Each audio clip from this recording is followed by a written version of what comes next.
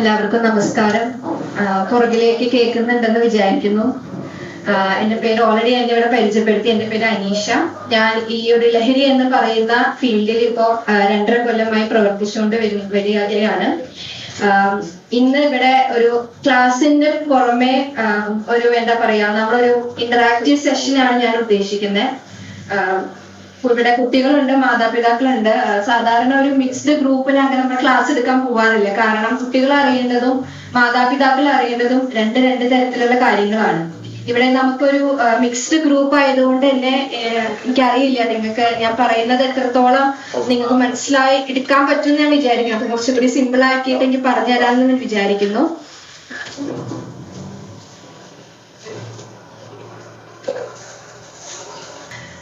അവിടെ നിൽക്കുമ്പോ ഭയങ്കര ഒരു ഫോർമാലിറ്റി ഇതാക്കുന്നുണ്ട്, അതുകൊണ്ടാണ് ഞാൻ ഇങ്ങോട്ട് കടന്നത്. ഞാനൊരു ഇന്ററാക്റ്റീവ് എന്നതില് കുറച്ച് ചോദ്യങ്ങൾ നിങ്ങളുടെ അടുത്ത് ചോദിക്കാം. ഇന്നിപ്പോ നമ്മളിവിടെ ഡിസ്കസ് ചെയ്യാൻ പോകുന്ന ഒരു ചർച്ചാ വിഷയം എന്ന് പറയുന്നത് ലഹരിനെ പറ്റിയിട്ടാണ്. ഇവിടെ കുട്ടികളും ഇരിക്കുന്നുണ്ട്, മാതാപിതാക്കളും ഉണ്ട്.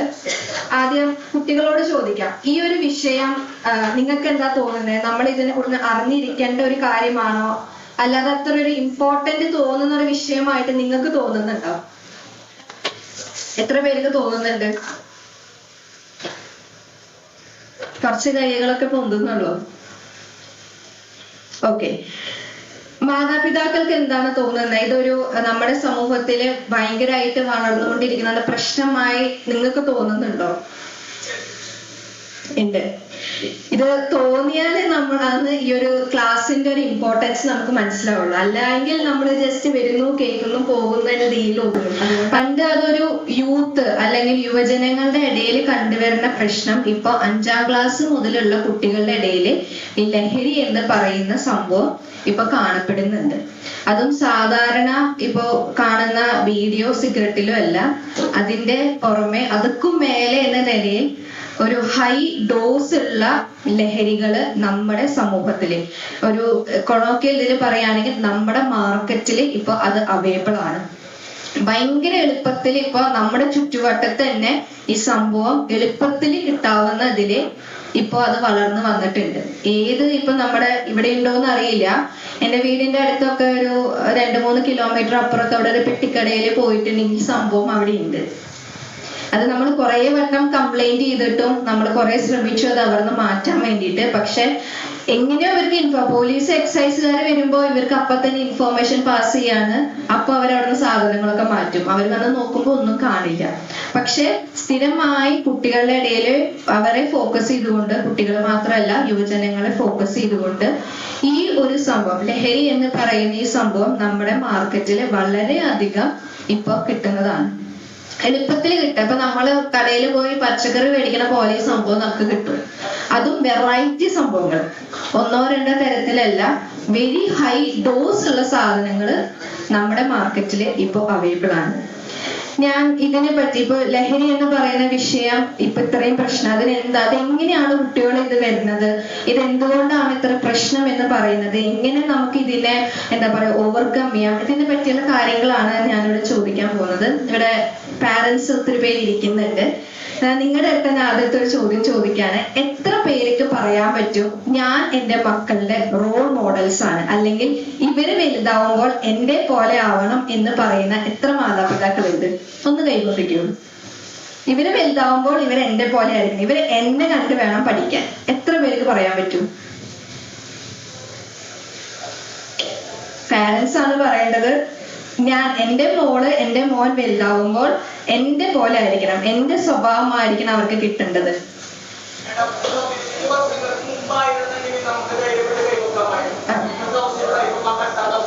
അവസ്ഥയാണ്. ഓക്കെ, കുറച്ച് പേരൊക്കെ ഇവിടെ പൊന്തിച്ചിട്ടുണ്ട്, കുറച്ച് പേര് പൊന്തിക്കാത്തതുണ്ട്. നമ്മുടെ സമൂഹത്തില് ഈ നമ്മൾ പറയില്ല, നമ്മുടെ കുട്ടികൾക്ക് നമ്മൾ ഒത്തിരി കാര്യങ്ങൾ പറഞ്ഞു കൊടുക്കും. ഇങ്ങനെ നടക്കണം, അങ്ങനെ നടക്കണം, അവരുടെ സ്വഭാവം എങ്ങനെയായിരിക്കണം, അവർക്ക് ഒത്തിരി കാര്യങ്ങൾ പറഞ്ഞു കൊടുക്കും. ഇതെല്ലാം തുടങ്ങേണ്ടത് നമ്മുടെ കുടുംബത്തിൽ നിന്നാണ്. നമ്മുടെ മക്കള് ആദ്യം കണ്ടു പഠിക്കുന്നത് നമ്മളാണ്. നിങ്ങൾക്ക് തന്നെ ശ്രദ്ധിച്ചറിയാം, ചെറുപ്പത്തിൽ അവർ ചെയ്യുന്ന കാര്യങ്ങളൊക്കെ നമ്മൾ കണ്ടിട്ടാണ് അവർ പഠിക്കുന്നത്. നമ്മളെങ്ങനെ സംസാരിക്കുന്നു, നമ്മളെങ്ങനെ നടക്കുന്നു, നമ്മളെങ്ങനെ വസ്ത്രം ധരിക്കുന്നു, ഇത് കണ്ടിട്ടാണ് തുടക്കത്തിൽ ആദ്യം കുട്ടികൾ നമ്മളെ കണ്ടിട്ടാണ് പഠിക്കുന്നത്. പിന്നീട് അവർ സ്കൂളിലേക്ക് പോകുന്നു, അവിടെ അവരുടെ ഫ്രണ്ട്സിനെ കാണുന്നു, അവർ പോകുന്ന അവരുടെ ഒരു ടീം എന്ന് വരുന്നു, മാറി മാറി വരുന്ന അനുസരിച്ച് അവരുടെ സ്വഭാവത്തിൽ മാറ്റം വരാം. പക്ഷെ ഒരു എന്താ പറയുക, കോർ സ്റ്റോൺ എന്ന് പറയില്ലേ, ഒരു മൂലക്കല്ലേ, അത് ഇട്ട് കൊടുക്കേണ്ടത് നമ്മുടെ ഫാമിലിയിൽ നിന്നായിരിക്കണം, നമ്മുടെ കുടുംബത്തിൽ നിന്നായിരിക്കണം. നമ്മുടെ കുട്ടികളെ ഇപ്പോ ഭയങ്കരമായിട്ട് എന്താ പറയാ, ഓരോ ദിവസം അവർ മാറിക്കൊണ്ടിരിക്കുകയാണ്. ഇന്ന് കാണുന്ന ആളായിരിക്കില്ല, നാളെ ചിലപ്പോ വേറെ ലുക്കിലായിരിക്കും, വേറെ ഹെയർ സ്റ്റൈലായിരിക്കും, വേറെ തരത്തിൽ ഡ്രസ്സ് ധരിക്കുന്നതായിരിക്കും. ഓരോ സെക്കൻഡിലും നമ്മുടെ കുട്ടികൾ മാറിക്കൊണ്ടിരിക്കുകയാണ്.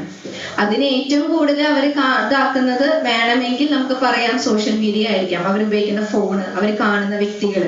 കൂടുതലും കുട്ടികൾ ഇപ്പോൾ സമയം കണ്ടെത്തുന്നത് ഫോണിൽ, TV, കുറെ തരം പ്ലാറ്റ്ഫോമിലൂടെയാണ് അവർ കാണുന്നത്. അപ്പൊ അവരുടെ ആഗ്രഹം അവർ വലുതാവുമ്പോൾ അങ്ങനെ ആവണം, എന്നെ കാണാൻ ഇങ്ങനെ ആയിരിക്കണം എന്നുള്ളതാണ്. ഈ ഒരു നല്ല ശീലങ്ങൾ അല്ലെങ്കിൽ നമ്മൾ പറഞ്ഞു കൊടുക്കേണ്ടത് ഇത് തെറ്റാണ് അല്ലെങ്കിൽ ഇത് ശരിയാണ് എന്ന് ഗൈഡ് ചെയ്യേണ്ടത് നമ്മൾ പാരന്റ്സ് ആണ്. അതിനുള്ളത് അത് ടീച്ചേഴ്സിനോ അല്ലെങ്കിൽ അവർ വരുന്ന പോണ ട്യൂഷൻ സെന്ററിലോ അല്ല അവരുടെ ആരോഗ്യമല്ല, നമുക്കാണ് ഉത്തരവാദിത്തം ഉള്ളത്. പലതരത്തിലുള്ള പാരന്റ്സ് ഉണ്ട്, കുട്ടികളിലേക്ക് ഞാൻ വരാം. പലതരത്തിലുള്ള പാരന്റ്സ് ഉണ്ട്. ചില മാതാപിതാക്കൾ ഭയങ്കര സ്ട്രിക്റ്റ് ആയിരിക്കും, അങ്ങോട്ട് തിരിയാൻ പാടില്ല, ഇങ്ങോട്ട് തിരിയാൻ പാടില്ല, ഭയങ്കര നിയമങ്ങളായിരിക്കും. ഇരിക്കണം, ചാടണം, നീ ഇങ്ങനെ നടക്കണം, ഇങ്ങനെ ഇരിക്കണം, ഇങ്ങനെ ഡ്രസ്സ് ധരിക്കണം, ഇത്ര മണിക്ക് എണീക്കണം, ഇത്ര മണിക്ക് ഭക്ഷണം കഴിക്കണം. ഭയങ്കര സ്ട്രിക്റ്റ് ആയ പാരന്റ്സ് ആയിരിക്കും. അവർക്ക് കുട്ടികൾക്ക് എന്താ പറയാ, ശ്വാസം വിടാൻ പോലും സമയം കൊടുക്കാത്ത പാരന്റ്സ്. ഇത്ര സമയം ഇരിക്കണം, ഇത്ര മണിക്കൂർ നീ പഠിക്കണം, ട്യൂഷന് പോകണം, അത് കഴിഞ്ഞ് സ്കൂളിൽ പോകണം, കളിക്കാൻ സമ്മതിക്കില്ല, ഫോൺ നോക്കാൻ സമ്മതിക്കില്ല, ഭയങ്കര സ്ട്രിക്റ്റ്. ചില പാരന്റ്സ് ഇതിന്റെ എല്ലാം ഓപ്പോസിറ്റ് ആയിരിക്കും. അയ്യോ എന്റെ മോള് ചെറുതായിട്ടൊന്ന് വീണുണ്ടെങ്കിൽ അയ്യോ എന്റെ മോള് വീണു, അയ്യോ എന്റെ മോള് വീണു, അപ്പോഴേക്കെടുത്ത് ഹോസ്പിറ്റലിൽ കൊണ്ടുപോകുന്നു, ഭക്ഷണം വാരി കൊടുക്കുന്നു, അവർക്ക് എല്ലാ കാര്യങ്ങളും എടുത്തു കൊടുക്കുന്നു, സ്കൂളിൽ പോകുമ്പോ ബാഗ് എടുത്തു കൊടുക്കുന്നു. ഇത് 2ാം ക്ലാസ്സിൽ 3ാം ക്ലാസ്സിൽ പഠിക്കുന്ന കുട്ടികൾക്കല്ല കേട്ടോ, ഡിഗ്രി പഠിക്കുന്ന പിള്ളേർക്ക് തന്നെയാണ് അവസ്ഥ. അങ്ങനത്തെ പാരന്റ്സ് നമ്മുടെ സമൂഹത്തിലുണ്ട്. ബാഗ് എടുത്തു കൊടുക്കുന്നു. നിങ്ങൾ ചെയ്യാറുണ്ടോ അങ്ങനെ? ചെയ്യാറുണ്ടോ?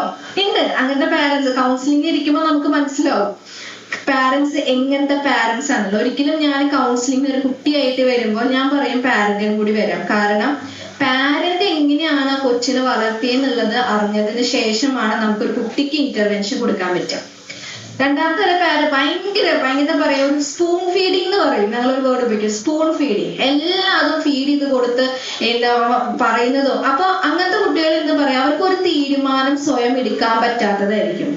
ചിലപ്പോൾ അവരുടെ കാര്യങ്ങളും അവരുടെ കൂട്ടുകാരാരെങ്കിലും പറയുന്നത് നീ എന്റെ കൂടെ അങ്ങോട്ട് പോയോ, ചിലപ്പോൾ ഇവർ അങ്ങോട്ട് പോകും. കാരണം ഇവർക്ക് നോ എന്ന് പറയാനുള്ള ഒരു സ്കില്ല് നമ്മൾ വളർത്തിയിട്ടില്ല. അവർ ഭയങ്കര എന്താ പറയാ, എപ്പോഴും ഒരാളിനെ ഡിപ്പെൻഡന്റ് ആയിട്ട്, ഒരാള് കൂടെ ഇല്ലെങ്കിൽ അവർക്ക് ഒന്നും ചെയ്യാൻ പറ്റാത്ത കുട്ടികളായിട്ടാണ് അവര് വലുതാവുക. 3ാമത്തെ കാറ്റഗറി എന്ന് പറയുന്നത് ഒന്നും ശ്രദ്ധിക്കില്ല. അവൻ എപ്പോഴൊക്കെയോ സ്കൂളിൽ പോകുന്നു, സ്കൂളിൽ പോയിട്ട് പഠിക്കുന്നുണ്ടോ പഠിക്കുന്നില്ലേ, അവന്റെ ഫ്രണ്ട്സ് ആരാണ്, അവൻ എങ്ങനെയാണ് സ്കൂളിൽ പോകുന്നത്, ഒന്നും അറിയാത്ത പാരന്റ്സ് ഉണ്ട്. ഒന്നും അറിയാത്ത പാരന്റ്സ്.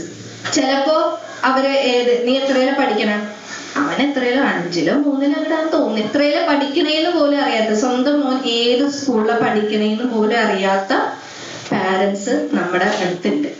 എത്രയിലും പഠിക്കുന്നു, അവന്റെ സ്കൂളിൽ അവന്റെ ഫ്രണ്ട്സ് ആരെന്ന് അറിയുന്നില്ല, അവൻ ട്യൂഷന് പോകുന്നതെന്ന് അറിയില്ല, എക്സാമിൽ എഴുതിയോ എക്സാം പാസ്സായി ഒന്നും അറിയാത്ത, അവൻ ഇഷ്ടമുള്ള കളർ, ഇഷ്ടമുള്ള ഭക്ഷണം ഒന്നും അറിയാത്ത കുട്ടികളുടെ ഒരു കാര്യം നോക്കില്ല. ചിലപ്പോ ഇത് കണ്ടിട്ടുണ്ട്, അച്ഛനമ്മയുണ്ടെങ്കിൽ അവളുണ്ടല്ലോ അവള് നോക്കിക്കോളും, അപ്പൊ ഞാൻ നോക്കേണ്ട ആവശ്യമുണ്ടോ? ഉണ്ടോ? അച്ഛന്മാര് പറയും അവളുണ്ടല്ലോ നോക്കേണ്ട ആവശ്യമില്ലല്ലോ, അമ്മയാണല്ലോ കുട്ടിയുടെ ഒരു ഫസ്റ്റ് കെയർ ഒരു പറയുന്നത് അമ്മയാണ്. അല്ല, അച്ഛനും ഉണ്ട്. അച്ഛൻ എപ്പോഴും വിസിബിൾ ആയിരിക്കില്ല, പക്ഷെ അച്ഛൻ അമ്മ എന്ന് കുട്ടി കാണുന്ന 2 വ്യക്തികൾക്കും ഈ ഒരു കുട്ടിയുടെ ജീവിതത്തിൽ ഈക്വൽ ഇമ്പോർട്ടൻസ് ആണ്. എത്ര കാര്യങ്ങളാണ് അമ്മ ശ്രദ്ധിക്കുന്നത്, അത്രയും കാര്യങ്ങൾ അച്ഛനും ശ്രദ്ധിക്കണം. അമ്മയിൽ മാത്രം ഒതുങ്ങി നിൽക്കുന്ന റെസ്പോൺസിബിലിറ്റി അല്ല പാരന്റിങ് എന്ന് പറയുന്നത്. 4ാമത്തെ കാറ്റഗറിയാണ് ഏറ്റവും അധികം ഒരു ബെസ്റ്റ് കാറ്റഗറി. സൈക്കോളജിയിൽ നമ്മൾ പറയുന്ന ഏറ്റവും നല്ല രീതി ഓഫ് പാരന്റിങ് എന്ന് പറയുന്ന 4ാമത്തെ തരത്തിലാണ്. ആ പാരന്റിങ് സ്ട്രിക്റ്റ് ആയിരിക്കും. തെറ്റ് കണ്ടാൽ ചീത്ത പറയും, അവരെ ശാസിക്കും, അവർക്ക് നല്ല രീതിയിൽ പറഞ്ഞു കൊടുക്കും. അതോടൊപ്പം അതോടൊപ്പം തന്നെ ആസ് എ ഫ്രണ്ട് എന്ന നിലയിൽ എൻ്റെ കൂട്ടുകാരൻ, എൻ്റെ മോൻ അല്ലെങ്കിൽ മക്കള് പറയണം എൻ്റെ അച്ഛൻ അല്ലെങ്കിൽ എൻ്റെ ഉമ്മ അല്ലെങ്കിൽ എൻ്റെ ബാപ്പ എന്ന് പറയുന്നത് എൻ്റെ ഫ്രണ്ടാണ്, എനിക്ക് എന്തും തുറന്നു പറയാനുള്ള ഒരു വ്യക്തിയാണ് എന്നതിൽ. പക്ഷെ തെറ്റ് കണ്ടാൽ അവർ ചീത്ത പറയും, ചിലപ്പോൾ അവര് എന്താ പറയാ പണിഷ് ചെയ്യും. പക്ഷെ അത് ഒരിക്കലും എന്താ പറയാ ഭയങ്കര ഒരു പട്ടാള ചിട്ടയിൽ വളരുന്ന ഒരു പാരന്റ് ആയിരിക്കില്ല. അവര് എന്താ പറയാ അവർക്ക് പ്രോപ്പറായിട്ട് അറിയാം എവിടെ അവരെ ലാളിക്കണമെന്നും എവിടെ സ്ട്രിക്റ്റ് ആവണമെന്ന് അറിയുന്ന പാരന്റ് ആയിരിക്കും. 4ാമത്തെ കാറ്റഗറിയിലെ പാരന്റ് ആയിരിക്കണം നമ്മളെല്ലാവരും. അങ്ങനെ വരുന്ന കുട്ടികൾക്കാണ് നല്ലൊരു സോഷ്യൽ സ്കിൽ എന്ന് പറയുന്ന നേരത്തെ ഞാൻ പറഞ്ഞ പോലെ ഒരാളുടെ അടുത്ത് ഒരു തെറ്റ് കണ്ടാൽ നോ അല്ലെങ്കിൽ അത് വേണ്ട എന്ന് പറയുന്ന ഒരു സ്കില്ല് അവരുടെ ഡെവലപ്പ് ചെയ്യണമെങ്കിൽ 4ാമത്തെ കാറ്റഗറിയിൽ ഉള്ള പാരന്റ് ആയിരിക്കണം. നിങ്ങൾ ഇന്ന് പോയിട്ട് ചിന്തിക്കണം, ഞാൻ ഏത് കാറ്റഗറിയിൽ വരുന്നത്? ഞാൻ ഭയങ്കര സ്ട്രിക്റ്റ് ആണോ, കുട്ടികളെ കാര്യം ഒട്ടും അന്വേഷിക്കാത്ത ഒരു പാരന്റ് ആണോ, അല്ല ഞാൻ ഭയങ്കരമായിട്ട് കുട്ടികളെ കെയർ ചെയ്യുന്ന ഒരു പാരന്റ് ആണോ, അല്ല 4ാമത്തെ കാറ്റഗറി? രണ്ടും നോക്കുന്ന സ്ട്രിക്റ്റും ആണ് അല്ലെങ്കിൽ ഞാൻ എൻ്റെ കുട്ടിന്റെ ഫ്രണ്ട് ആണ് എന്ന് പറയുന്ന പാരന്റ് ആണെന്നും കൂടി നിങ്ങൾ ചിന്തിക്കണം. ഇനി കുട്ടികളുടെ അടുത്ത് ഞാൻ ചോദിക്കുകയാണ്, നിങ്ങൾക്ക് എത്ര പേർക്ക് പറയാൻ പറ്റും എൻ്റെ പാരന്റ്സ് എൻ്റെ ഭയങ്കര ബെസ്റ്റ് ഫ്രണ്ട് ആണെന്നുള്ളത്? നിങ്ങളുടെ അപ്പനമ്മ ഉമ്മയും ബാപ്പയും അച്ഛനമ്മയും അപ്പുറത്തിരിക്കുണ്ടോ? ഇല്ല? അപ്പൊ കുഴപ്പമില്ല. എത്ര പേർക്ക് പറയാൻ പറ്റും എൻ്റെ അച്ഛൻ അമ്മ എൻ്റെ ബെസ്റ്റ് ഫ്രണ്ടാണ്? ഈ കുറച്ച് കൈ കൊണ്ടിരിക്കുന്നതിന്റെ കുറച്ച് ഫ്രണ്ടാണെന്നാണോ? ഓക്കെ, ഒത്തിരി പേര് കൈ കൊണ്ടിരിച്ചിട്ടുണ്ട്. ഗുഡ്, അങ്ങനെ വേണം. എൻ്റെ അച്ഛൻ അമ്മയുടെ അടുത്ത് എനിക്ക് എല്ലാം തുറന്നു പറയുന്ന ഒരു സ്പേസ് ഉണ്ടാക്കി നമ്മളാണ് കൊടുക്കേണ്ടത്. കുട്ടികൾ വളർന്നു വരുമ്പോൾ അവർ സ്ട്രിക്റ്റ് ആക്കി നിർത്തിയിട്ടുണ്ടെങ്കിൽ, എൻ്റെ വീട്ടില് 2 കാറ്റഗറിയിലുള്ള ആൾക്കാരുണ്ട്. എൻ്റെ അപ്പൻ ഭയങ്കര സ്ട്രിക്റ്റ് ആണ്, ആള് പട്ടാളത്തിലായിരുന്നു, അതിന്റെ ഒരു സ്ട്രിക്ട്നെസ് ആൾക്കുണ്ട്, ഭയങ്കര സ്ട്രിക്റ്റ് ആണ്, തിരിയാൻ പാടില്ല ഇടാൻ പാടില്ല. പക്ഷെ എൻ്റെ അമ്മ എന്ന് പറയുന്നത് ഒരു ഫ്രണ്ടാണ്. അതുകൊണ്ട് തന്നെ ബാലൻസ് ആയി പോകും അവര്. 2 പേര് ഒരു വീട്ടിൽ അച്ഛനും അമ്മയും ഉണ്ടെങ്കിൽ 2 പേര് സ്ട്രിക്റ്റ് ആണെങ്കിൽ കുട്ടികളുടെ വരുന്ന ഭയങ്കര ഒരു പേടിയായിരിക്കും. അവർക്ക് തുറന്നു പറയാനുള്ള ഇതുണ്ടാവില്ല. അവർക്ക് ലൈഫിൽ എന്തെങ്കിലും ബുദ്ധിമുട്ടുണ്ടായാലും തുറന്നു പറയില്ല. വേറൊരു കുട്ടിയുടെ ഒരു മോശം ഇതുണ്ടായാൽ തുറന്നു പറയില്ല. കാരണം എന്താ, 2 പേര് സ്ട്രിക്റ്റ് ആണ്. ഇനി 2 പേരും ഭയങ്കരമായിട്ട് കെയർ ചെയ്യുന്ന ആൾക്കാരായാലും അതും പ്രശ്നം തന്നെയാണ്. ഈ കുട്ടികൾ എന്താ പറയുക, നേരത്തെ പറഞ്ഞ ഒരു കോൺഫിഡൻസ് ഉണ്ടാവില്ല, ഒരു ധൈര്യം ഉണ്ടാവില്ല. അവർക്കൊരു 2 ആൾക്കാരുടെ മുന്നിൽ നിന്ന് സംസാരിക്കാൻ, അഭിപ്രായം പറയാൻ ഭയങ്കര പേടിയായിരിക്കും. ഈ എന്താ പറയാ, അതിനാണ് നമ്മുടെ അതോറിറ്റേറ്റീവ് പാരന്റ് ആവുക. സ്ട്രിക്റ്റും ആയിരിക്കണം, അന്ന് കുട്ടികളുടെ കൂടെ ചില്ലടിച്ച് നടക്കുന്ന പാരന്റ്സും ആയിരിക്കണം. ഇനി കമ്മിങ് ബാക്ക് ടു നമ്മുടെ ഇന്നത്തെ വിഷയം, ലഹരി എന്ന് പറയുന്ന വിഷയം. ഇതെല്ലാം ഞാൻ ഇത് തുടക്കത്തിൽ പാരന്റിങ്ങിനെ കുറിച്ച് പറയാനുള്ള കാരണം ഈ ഒരു എന്താ പറയുക, ഇതൊക്കെ ഇന്റർ കണക്റ്റഡ് ആയതുകൊണ്ടാണ്. ഞാൻ നിങ്ങൾക്ക് വന്ന ഒരു കേസിന്റെ ഒരു ഇത് പറഞ്ഞതുകൊണ്ട് ഞാൻ ഈ സെഷൻ എന്താ പറയാ ലഹരിയുമായി ഇതിലേക്ക് നമുക്ക് കടക്കാം. നമുക്ക് കഴിഞ്ഞ ഓഗസ്റ്റിലാണ് ആക്ച്വലി നമുക്ക് ട്രിവാൻഡ്രത്ത് ഒരു ട്രീറ്റ്മെന്റ് സെന്റർ ഉണ്ട്. 18 വയസ്സ് വരെ ആൺകുട്ടികൾക്ക് അഡിക്ഷൻ ലഹരിയുമായി ബന്ധപ്പെട്ട് കൊടുക്കുന്ന ട്രീറ്റ്മെന്റ് സെന്റർ ഉണ്ട്. ഓഗസ്റ്റിലാണ് നമുക്കൊരു കേസ് വന്നത്. അവന്റെ വയസ്സ് 15 വയസ്സാണ്. ഒരു ദിവസം രാവിലെ അവന്റെ അച്ഛൻ ഞങ്ങളെ വിളിച്ച് പറഞ്ഞു, ഇപ്പോ ഞാൻ 2 കൊല്ലം മുന്നേ ഞാൻ ഓൾറെഡി ഇവിടെ കൗൺസിലിങ്ങിന് വന്നതാണ്, ഇപ്പോഴും നിങ്ങളുടെ കൗൺസിലിംഗ് ഇത് ഉണ്ടോ, ട്രീറ്റ്മെന്റ് സെന്റർ ഉണ്ടോ, എൻ്റെ മോനെ വേണ്ടിയിട്ടാണ് പറഞ്ഞു. അപ്പൊ ഞാൻ ചോദിച്ചു, എന്താണ് കാര്യം? മോനെ ട്രീറ്റ്മെന്റിന് കൊണ്ടുപോകണമെങ്കിൽ നമുക്ക് പെട്ടെന്ന് ഒരു കുട്ടീനെ അങ്ങോട്ട് റെഫർ ചെയ്യാൻ പറ്റില്ല. നമ്മുടെ ഒരു പ്രൊസീജിയർ അനുസരിച്ച് CWC വഴി, ചൈൽഡ് വെൽഫെയർ കമ്മിറ്റി വഴിയാണ് നമ്മുടെ കുട്ടികളെ അങ്ങോട്ട് റെഫർ ചെയ്യാൻ പറ്റുള്ളൂ. നമുക്കൊരു കേസ് വന്നു. അപ്പോൾ എന്താ കാര്യം ചോദിച്ചപ്പോൾ അച്ഛൻ പറഞ്ഞു, മാമിന് ഞാൻ കുറച്ച് ഫോട്ടോസ് വാട്സപ്പിൽ അയച്ചു തരാം, അത് മാം ഒന്ന് നോക്കുന്നു പറഞ്ഞു. ഓക്കെ, അയച്ചു തരാൻ പറഞ്ഞു. രാവിലെയാണ് എനിക്ക് ഫോട്ടോ വന്നു, ഞാൻ ഓഫീസിൽ പോയിട്ടാണ് നോക്കിയപ്പോ ഒരു വീടിന്റെ ഫോട്ടോ ആണ്. ഒരു വീട് ഹോൾ ഉണ്ടാവില്ലേ, ആ ഹോളിന്റെ ഫോട്ടോ ആണ്. 4 ചുമരുണ്ട്, പക്ഷെ ആ വീടിന്റെ അകത്ത് ഒരു സാധനം പോലും ഇല്ല. TV, ഫ്രിഡ്ജ്, ഗ്ലാസ്, പ്ലേറ്റ് എല്ലാം തല്ലി തകർത്ത് ഒരു ഇതുണ്ടാവില്ലേ, ഇപ്പൊ ഒരു വടിയോണ്ട് അടിച്ച് തകർത്ത് എങ്ങനെ ഉണ്ടാവും, അതേപോലെയാണ് ആ വീട്ടിലെ എല്ലാ സാധനങ്ങളും കിടക്കുന്നത്. ഒത്തിരി ഫോട്ടോ എനിക്ക് അയച്ചു തന്നിട്ടുണ്ട്. അപ്പൊ ഞാൻ ചോദിച്ചത് എന്തുണ്ടായത്, ആ വീട്ടിൽ ആരെങ്കിലും അതിക്രമിച്ച് കയറിയിട്ട് എന്തെങ്കിലും ഇഷ്യൂ ഉണ്ടായതോ? പറഞ്ഞത് എൻ്റെ മകൻ ചെയ്തതാണ്. 15 വയസ്സുള്ള എൻ്റെ മകൻ ചെയ്തതാണ്. 2 കൊല്ലം മുന്നേ ഇവന്റെ കേസ് നമുക്ക് സ്കൂള് വഴിയാണ്, ടീച്ചറാണ് നമുക്ക് കൗൺസിലിങ്ങിന് വേണ്ടി പറഞ്ഞു വിട്ടത്. ഇവന്റെ വീടിന്റെ തൊട്ടപ്പുറത്ത് ഒരു ഒഴിഞ്ഞു കിടക്കുന്ന വീടുണ്ട്. അവിടെ നമ്മുടെ നാട്ടിലും ക്ലബ്ബുകളൊക്കെ ഉണ്ടാവില്ലേ, അങ്ങനെ ഒരു അവരാക്കി ഉണ്ടാക്കി അവിടുത്തെ കുറച്ച് യൂത്തന്മാരെ ഉണ്ടാക്കിയ ഒരു ക്ലബ്ബാണ്. അവിടെ ഒത്തിരി എല്ലാ ദിവസവും ഇവൻ ഈ വീടിന്റെ മുന്നിൽ കൂടെയാണ് പറമ്പിലേക്ക് കളിക്കാൻ പോവാറ്. ഇവന്റെ ഫ്രണ്ട് കടന്നു പോകുമ്പോ ആ വീട്ടിൽ നിന്ന് പാട്ട് കേൾക്കുന്നു, ഭയങ്കര ബഹളം, ഭയങ്കര സന്തോഷം. അവന് പരിചയമുള്ള ചേട്ടന്മാര് തന്നെയാണ് അവിടെ, പരിചയമില്ലാത്ത ആരുമില്ല. അവന്റെ സ്വന്തം നാട്ടിലുള്ള ചേട്ടന്മാര് നടത്തുന്ന ക്ലബ്ബാണ്. ഒരു ദിവസം ഇവന്റെ ഫ്രണ്ടും കൂടി ആ വീട്ടിലേക്ക് കയറി ചെല്ലുകയാണ്. ചേട്ടന്മാരെല്ലാരും കൂട്ടം കൂടി നിൽക്കുന്നു, ഭയങ്കര പുകയൊക്കെ വരുന്നു. ഓക്കെ, ഒബ്വിയസ്ലി അവർ സിഗരറ്റ് വലിക്കുന്നുണ്ട്. അവനതൊന്ന് മനസ്സിലായി, കാരണം അവന്റെ അച്ഛൻ ഉപയോഗിക്കുന്ന അവൻ കണ്ടിട്ടുണ്ട്. അവനത് മനസ്സിലായി. കുറച്ചേരം കഴിയുമ്പോൾ അതിലൊരു ചേട്ടൻ ഇവന്റെ കയ്യിൽ ഒരു ചെറിയൊരു പൊടി കൊടുക്കാണ്. നമ്മുടെ പഞ്ചസാരയുടെ ഇതിലുള്ള ചെറിയൊരു പൊടി ഇവന്റെ കയ്യിൽ കൊടുക്കാണ്. നീ ഇതൊന്ന് കഴിച്ചു നോക്കാൻ പറഞ്ഞു.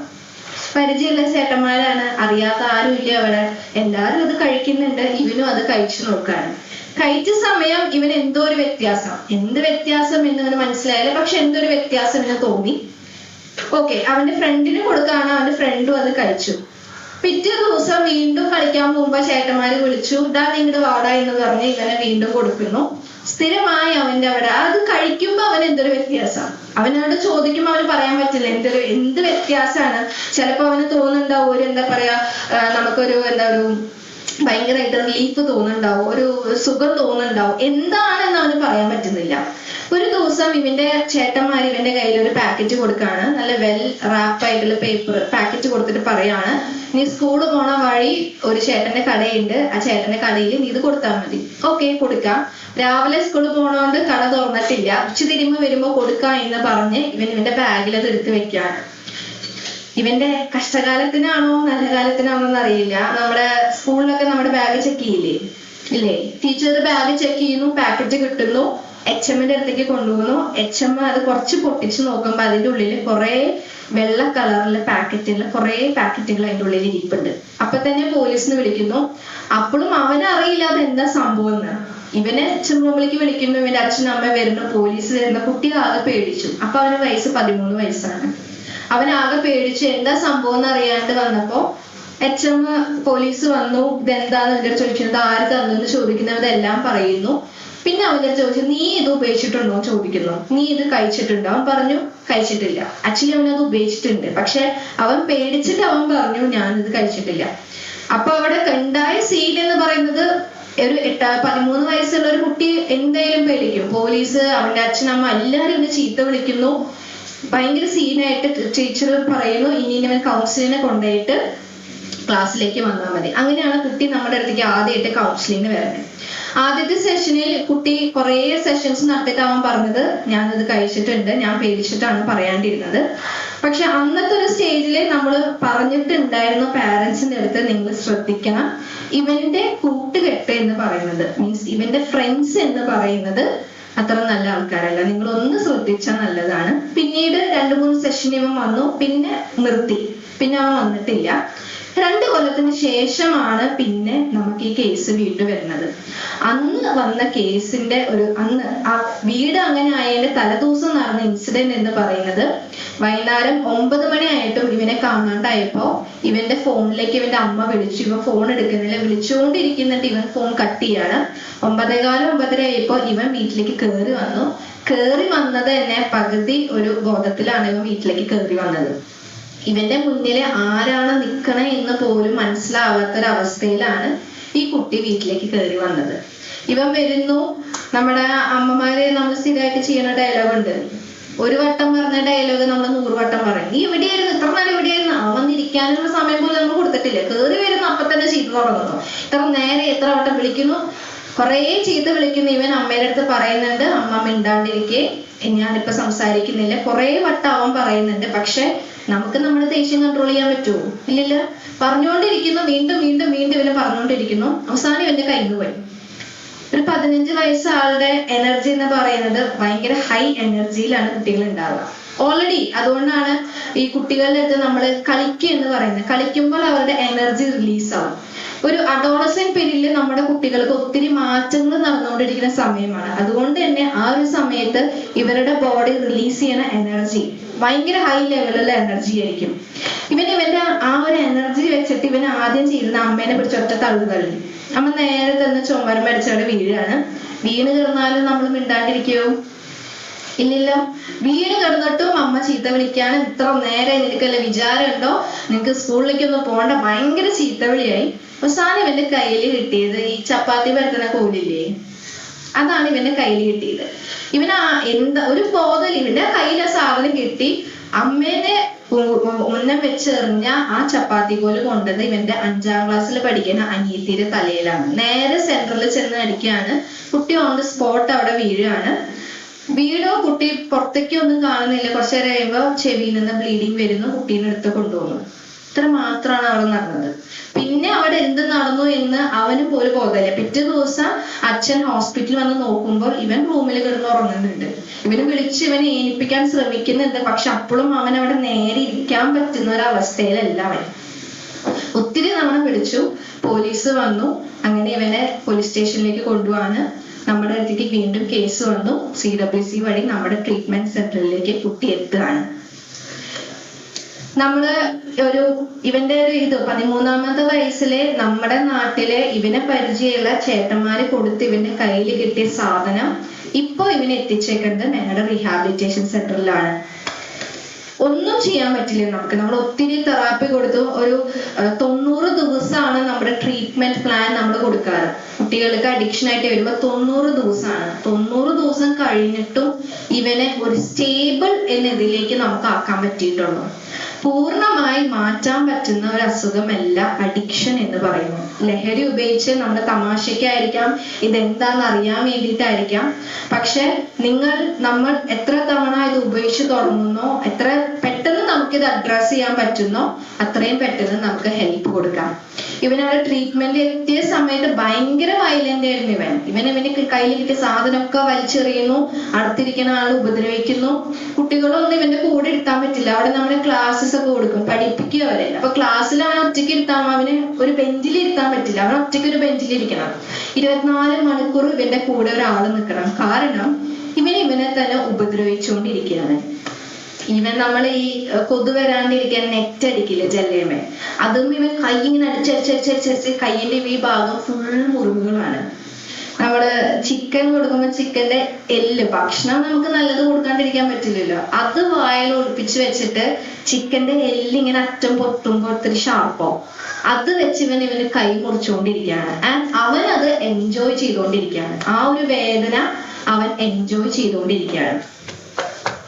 നമ്മുടെ മക്കളെ കുറിച്ച്, അല്ലെങ്കിൽ നിങ്ങൾ തന്നെ പറയും, നിങ്ങൾ ഭാവിയിൽ ആരാണ്? എന്താ നിങ്ങളെല്ലാവരും ടീച്ചേഴ്സും പാരന്റ്സും ഒക്കെ വേർഡ് ഉപയോഗിക്കില്ലേ? ഭാവിയിൽ ആരാണ് നിങ്ങൾ? വാഗ്ദാനങ്ങൾ. പിന്നെ പോരട്ടെ, ഇനിയുണ്ട് ഒത്തിരി വേർഡ്സ് നമ്മൾ ഉപയോഗിക്കും. ഭാവിയില് ഇനി വരുന്ന തലമുറ, ഭാവിയിലെ വാഗ്ദാനങ്ങൾ. ഈ വാഗ്ദാനങ്ങളിൽ പെട്ട ഒരു കുട്ടിയാണ്, ഒരു കുട്ടിയല്ല, നമുക്ക് 15 ബെഡാണ് അവിടെ ഉള്ളത്. 15 ബെഡും നമുക്ക് എപ്പോഴും ഫില്ലാണ്. ഇനിയും ഒത്തിരി കേസസ് ഈ 14 ഡിസ്ട്രിക്റ്റിൽ നിന്ന് പെൻഡിങ് ആയി കിടന്നുകൊണ്ടിരിക്കുകയാണ്. കുട്ടികൾക്ക് മാത്രം പ്രവർത്തിക്കുന്ന ഒരു റീഹാബിലിറ്റേഷൻ സെന്റർ നമ്മുടെയും പിന്നെ വേറൊരു ഇൻസ്റ്റിറ്റ്യൂഷൻ മാത്രമുള്ളൂ, കുട്ടികളെ മാത്രം അഡ്രസ് ചെയ്യുന്നതുകൊണ്ട്. അതുകൊണ്ട് തന്നെ ഒത്തിരി കേസസ് വരുന്നുണ്ട്. ഇവന്റെ ഈ ഒരു ഫ്രസ്ട്രേഷൻ തീർക്കാൻ വേണ്ടി, ഇവന്റെ ആ ദേഷ്യം തീർക്കാൻ വേണ്ടി ഇവന്റെ റൂമിൽ നമ്മള് പഞ്ചിങ് ബാഗ് കണ്ടല്ലോ നിങ്ങള്, ഈ ബോക്സിങ് ചെയ്യുമ്പോ പഞ്ചിങ് ബാഗ് അത് കെട്ടി കൊടുത്തേക്കാണ്. കാരണം ഇവന് ദേഷ്യം വരുമ്പോ ചുമരും ഇരിക്കാണ്ടിരിക്കാൻ ഇവന്റെ അടുത്ത് പറഞ്ഞേക്കുന്നത് ഈ പഞ്ചിങ് ബാഗും ഇരിക്കാൻ വേണ്ടിയിട്ടാണ്. അവന്റെ ഇമോഷൻസ് അവന് കൺട്രോൾ ചെയ്യാൻ പറ്റുന്നു. ഇമോഷൻസ് ഇൻ ദ സെൻസ് അവന്റെ ദേഷ്യം, അവന്റെ സങ്കടം, അവന്റെ വെറുപ്പ്. നമ്മൾ ഈ ലഹരി ഉപയോഗിക്കുമ്പോൾ ഏറ്റവും കൂടുതൽ കാണിക്കുന്നത് ഇങ്ങനത്തെ നെഗറ്റീവ് ഇമോഷൻസ് ആണ്. അതുകൊണ്ടാണ് ഇപ്പൊ നേരത്തെ സാറ് പറഞ്ഞ പോലെ അമ്മേനെ ഉപദ്രവിച്ചു, അച്ഛനെ ഉപദ്രവിച്ചു എന്നുള്ള കേസുകൾ വരുന്നത്. കാരണം സൈക്കോളജിയിൽ നമ്മൾ ഈ കുട്ടികളെ നെഗറ്റീവ് ഇമോഷൻസാ കാണിക്കുക. ഒരാൾ ഉപദ്രവിക്കുക, ഒരാൾക്ക് എന്താ, അല്ലെങ്കിൽ സ്വയം ഉപദ്രവിക്കുന്ന ശീലങ്ങൾ, കൈ മുറിക്കുക, അല്ലെങ്കിൽ എന്താ പറയാ തല എവിടെയെങ്കിലും ചെന്നിരിക്കുക, കൈയോട് ചുമരം ഇരിക്കുക. ഒരു ഉപദ്രവ സ്റ്റേജിലേക്കാണ് പിന്നീട് കുട്ടികള് കടക്കുക. ഇവൻ ഇപ്പോ സ്റ്റേബിൾ ആയി വന്നിട്ടുണ്ട്, പക്ഷെ അവന് പൂർണ്ണമായി മാറ്റാൻ പറ്റുന്നുള്ളത് എത്രത്തോളം ഇതാക്കും നമുക്ക് അറിയില്ല. 90 ദിവസം കഴിഞ്ഞിട്ടും ഇവ വന്ന ഒരു സിറ്റുവേഷനിൽ കുറച്ചൊക്കെ നമുക്ക് തെറാപ്പി മെഡിസിൻ കൊടുത്ത് സ്റ്റേബിൾ ആക്കാൻ പറ്റിയിട്ടുണ്ട്. ഞാൻ ഒറ്റൊരു ചോദ്യം ചോദിക്കാണ്. ഈ അഡിക്ഷൻ നിങ്ങൾ കേട്ടിട്ടുണ്ടോ? അഡിക്ഷൻ, പാരന്റ്സ് അഡിക്ഷൻ എന്ന വാക്ക് കേട്ടിട്ടുണ്ടോ? എന്താ അഡിക്ഷൻ?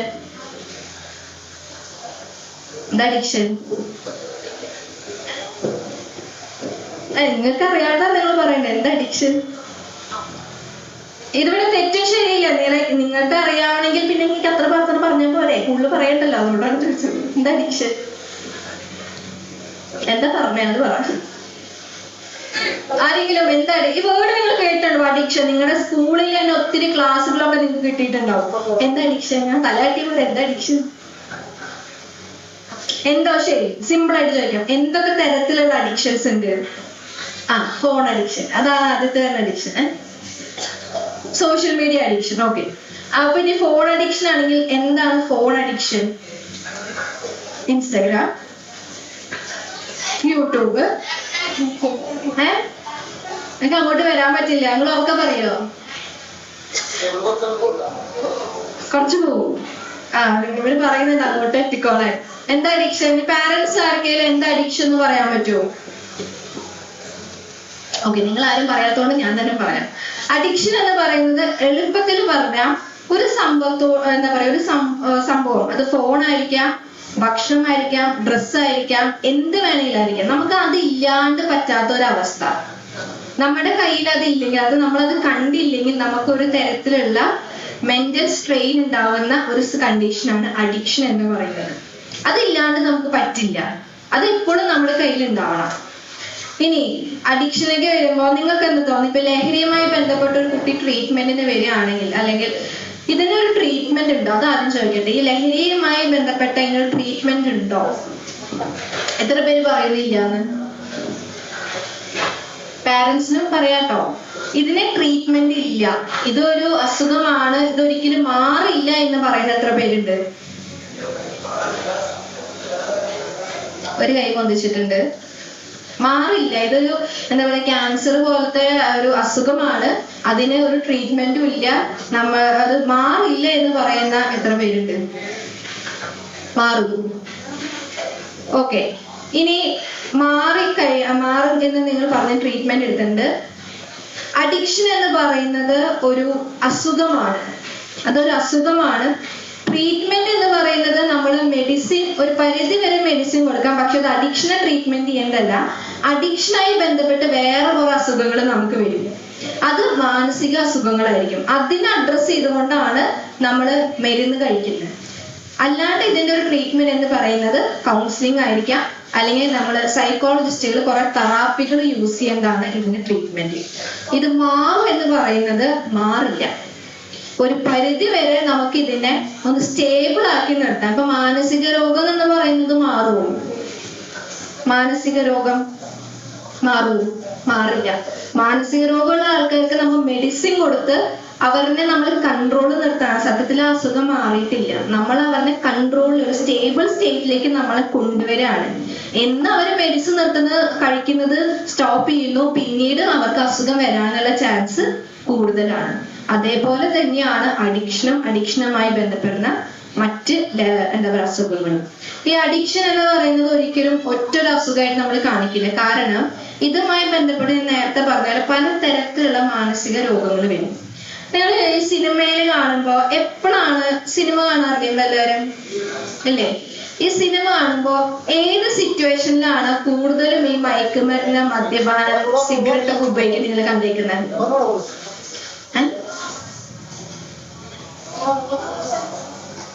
ഇമോഷൻസ് വരുമ്പോ ദേഷ്യം, വിഷമം, സന്തോഷമൊക്കെ ഉണ്ട്.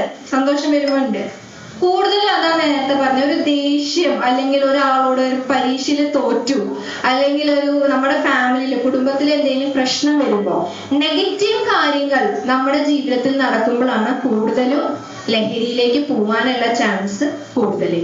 അതുകൊണ്ടാണ് നമ്മുടെ കുട്ടികളെ നമ്മൾ പറയും, ഇപ്പൊ ഒരു എക്സാമ്പിൾ എടുക്കാൻ, കുട്ടികൾ പല സമയങ്ങളിലാണ് ഇത് ഉപയോഗിച്ച് നോക്കുക. ഒന്ന് അവരുടെ പ്രായം എന്ന് പറയുന്നത്, ഒരു 13 വയസ്സുള്ള കുട്ടി ഇത് ഉപയോഗിച്ച് തുടങ്ങുന്നത് അവർക്കൊരു ആകാംക്ഷയാണ് ഇതെന്താന്ന് അറിയാനുള്ളത്. നിങ്ങൾ ശ്രദ്ധിച്ചില്ല, നമ്മുടെ വീട്ടിൽ പുതിയൊരു സാധനം വന്നു അല്ലെങ്കിൽ എന്തെങ്കിലും ഒരു പുതിയൊരു സാധനം വരുമ്പോൾ കുട്ടികൾ ചോദിക്കും ഇതെന്താ സംഭവം, ഇത് എന്തെങ്കിലും ഉപയോഗിക്കണം, ഒത്തിരി ക്വസ്റ്റ്യൻസ് ചോദിക്കുന്ന സമയമുണ്ട്. ആ സമയങ്ങളിൽ അവർ തുടങ്ങും. ചിലപ്പോൾ അവരുടെ കയ്യിൽ ഇത് കാണുകയാണെങ്കിൽ നമ്മുടെ വീട്ടിൽ തന്നെ ആരെങ്കിലും മദ്യപിക്കുന്ന സിഗരറ്റ് ഉപയോഗിക്കുന്ന ആൾക്കാരുണ്ടെങ്കിൽ കുട്ടികൾക്ക് ഒരു ആകാംക്ഷയാണ് ഇത് ഉപയോഗിച്ച് നോക്കി എങ്ങനെ ഉണ്ടാവും. ഇപ്പൊ സിഗരറ്റ് ഒക്കെ ചില കുട്ടികൾ പേപ്പർ ചുരുട്ടിയിട്ടൊക്കെ അവരിങ്ങനെ വലിക്കണ കാണും. അതെന്താണെന്ന് അറിയാൻ വേണ്ടിയിട്ട് സിഗരറ്റ് ഒന്നല്ല, പക്ഷെ അവരാരെങ്കിലും സിനിമയിലോ അല്ലെങ്കിൽ അവരുടെ വീടിന്റെ അടുത്തോ വീട്ടിലോ ആരെങ്കിലും ഇത് ഉപയോഗിച്ച് കാണുമ്പോൾ കുട്ടികൾ അതൊന്ന് മോഡൽ ചെയ്യും. ചിലപ്പോൾ കുട്ടികൾ അതുകൊണ്ടായിരിക്കും ഉപയോഗിക്കുന്നുണ്ടാവാം. നമ്മൾ കറക്റ്റ് സമയത്ത് ഇത് കണ്ടുപിടിച്ചിട്ടില്ലെങ്കിൽ, കുട്ടികൾ ഇത് ഉപയോഗിക്കുന്ന സമയത്ത് നമ്മൾ കണ്ടുപിടിച്ചിട്ടില്ലെങ്കിൽ പിന്നെ നമുക്ക് അതിനെ കൺട്രോൾ ചെയ്യാന്ന് പറയുന്നത് വളരെ ബുദ്ധിമുട്ടാണ്. എപ്പോഴും നമ്മൾ പാരന്റ്സിന്റെ അടുത്ത് ക്ലാസ് എടുക്കാൻ മുമ്പ് ഞങ്ങൾ പറയും നിങ്ങളുടെ കുട്ടികളെ വിശ്വസിക്കാൻ പാടില്ലല്ലോ. നിങ്ങൾക്ക് നിങ്ങളുടെ മക്കളെ വിശ്വാസം ഉണ്ടാവും. മക്കളെ അപ്പുറത്തിരിപ്പുണ്ട്, എന്നാലും പറഞ്ഞോളൂ. എന്നാലും വേണ്ട പറയട്ടെ, അവരുടെ അടുത്ത് പോകണ്ടല്ലോ. ഒരിക്കലും വിശ്വസിക്കരുത് നമ്മൾ പറയും. ഇപ്പൊ ഇവര് ചിന്തിക്കുന്നുണ്ടാവും എന്താണ് ഈ ചേച്ചി ഇങ്ങനെയൊക്കെ പറയണ്ടേ എന്നുള്ളത്. ശരിയാണ് പറഞ്ഞത്. കാരണം നമ്മുടെ മക്കള് എന്ത് ചെയ്യുന്നു, ആരെ കാണുന്നു, അവരെങ്ങോട്ട് പോകുന്നു എന്നുള്ളത് ഭയങ്കരമായിട്ട് നമ്മളെ അവർ കൺവിൻസ് ചെയ്യാൻ അവർക്ക് പറ്റും. നമ്മള് പണ്ടത്തെ എന്താ പറയാ ഓൾഡ് ജെന്നായി, ഇവരൊക്കെ ഇപ്പോഴത്തെ ന്യൂജൻ ടീംസ് ആണ്. ഇവർക്കറിയാം നമ്മളെ എങ്ങനെ കൺട്രോൾ ചെയ്യണം എന്നുള്ളത്. ഒരിക്കലും നമ്മുടെ പിള്ളേരെ നമ്മൾ ഒരിക്കലും കണ്ണടച്ച് വിശ്വസിക്കരുത്. പക്ഷെ കണ്ണടച്ച് നിങ്ങളുടെ മക്കളെ നിങ്ങൾ സ്നേഹിച്ചോ, കണ്ണടച്ച് വിശ്വസിക്കരുത്. ഞാൻ എല്ലാ ക്ലാസ്സിലും ഞാൻ പറയും. അതിപ്പോ എത്ര പാരന്റ്സ് എൻ്റെ അടുത്ത് യോജിച്ച് തരുന്ന എനിക്ക് അറിയില്ല, പക്ഷെ അങ്ങനെയാണ്. കാരണം നിങ്ങൾ അറിഞ്ഞിരിക്കണം ഇവര് സ്കൂളിലേക്ക് ആരുടെ കൂടെയാണ് പോകുന്നത്, ഏത് ബസ്സിലാണ് പോകുന്നത്, ഇവരാരെയൊക്കെയാണ് കാണുന്നത്. നിങ്ങൾക്കൊക്കെ ഫോണുണ്ടോ? ഫോണില്ല, ഗുഡ്, നല്ലതാ. കുറച്ച് കഴിഞ്ഞ ഫോണൊക്കെ കിട്ടിയാൽ മതി. നിങ്ങളുടെ മക്കൾക്ക് നിങ്ങൾ ഫോൺ മേടിച്ചു കൊടുക്കണ്ട ഞാൻ പറയില്ല. ബിക്കോസ് ഇപ്പോഴത്തെ കാലഘട്ടത്തിൽ ഫോൺ ഇല്ലാണ്ട് പറ്റില്ല. ഇവരുടെ ക്ലാസ്സിന്റെ മെസ്സേജ് ഒക്കെ വരുന്നത് ഇപ്പൊ ഫോണിലൂടെ അല്ലേ. ക്ലാസ് ലീവ് ആണോ, ആനുവൽ ഡേ ആണോ, നാളെ മീറ്റിംഗ് ഉണ്ടോ, ഒക്കെ വരുന്നത് ഫോണിൽ കൂടിയാണ്. ഇവർ പഠിക്കുന്ന സംഭവങ്ങൾ വരുന്നത് ഫോണിൽ കൂടിയാണ്. ഫോൺ കൊടുക്കണ്ട എന്ന് ഞാൻ പറയില്ല. പക്ഷെ ഫോൺ ഉപയോഗിക്കേണ്ടത് എങ്ങനെയാണെന്നുള്ളത് നിങ്ങൾ നോക്കണം. അത് നിങ്ങളുടെ റെസ്പോൺസിബിലിറ്റിയാണ്. അത് നിങ്ങൾ ശ്രദ്ധിക്കണം. ഇവരാരൊക്കെയാണ് ഫോണിലെ യൂട്യൂബ്, ചിലപ്പോ നമ്മൾ വിചാരിക്കും എനിക്കിത് നോക്കാനെന്ന് അറിയില്ലല്ലോ. കൗൺസിലർ വരുമ്പോ അച്ഛനമ്മയും പറയുന്ന മാഡം എനിക്കിത് നോക്കാനാ. നിങ്ങൾ പഠിക്കണം, നിങ്ങൾ അറിഞ്ഞിരിക്കണം. എത്ര പേർക്ക് ഇവിടെ പാരന്റ്സ് ഇൻസ്റ്റഗ്രാം അക്കൗണ്ട് ഉണ്ട്? ഇൻസ്റ്റഗ്രാം മക്കൾക്ക് എത്ര പേർക്ക് ഇവിടെ ഇൻസ്റ്റഗ്രാം ഉണ്ട്? എല്ലാവർക്കും. പാരന്റ്സ് എത്ര പേർക്ക് ഇൻസ്റ്റഗ്രാം ഉണ്ട്? ഇത് എന്താന്ന് കേട്ടിട്ടുണ്ട്? ഇൻസ്റ്റഗ്രാം അറിഞ്ഞിരിക്കണം. നിങ്ങൾക്ക് അക്കൗണ്ട് വേണം. എന്റെ അമ്മയ്ക്കും അപ്പൻ വെറുതെ ചുമ്മാ രസത്തിന് അറിയാതെ ഉണ്ടാക്കി പോയതാണ്. അമ്മയ്ക്ക് ഇൻസ്റ്റഗ്രാം അക്കൗണ്ട് ഞാൻ ഉണ്ടാക്കി കൊടുത്തപ്പോ എനിക്കത് തലവേദനയായി. ഇപ്പൊ അമ്മ അതിന്റെ ഉള്ളിൽ അമ്മയ്ക്ക് അറിയാം, ഇപ്പൊ എല്ലാ സെറ്റിങ്സ് അറിയാം, ഞാൻ പറഞ്ഞു കൊടുത്തിട്ടുണ്ട്. പുള്ളിക്കാരി എന്റെ ഫോണിൽ ഇൻസ്റ്റഗ്രാം വരെ ഇടയ്ക്കെടുത്ത് നോക്കും. ഇത് എവിടെ സേവ് ചെയ്ത് എന്തൊക്കെ ഞാൻ എല്ലാം വെറുതെ എടുത്ത് നോക്കാം. ഇപ്പൊ അമ്മയുടെ ഫോൺ ചാർജിന് ഇട്ടൊക്കെയാണെങ്കിൽ എന്റെ ഫോൺ പോയിട്ടാണ് പുള്ളിക്കാരി ഇൻസ്റ്റ നോക്കുക.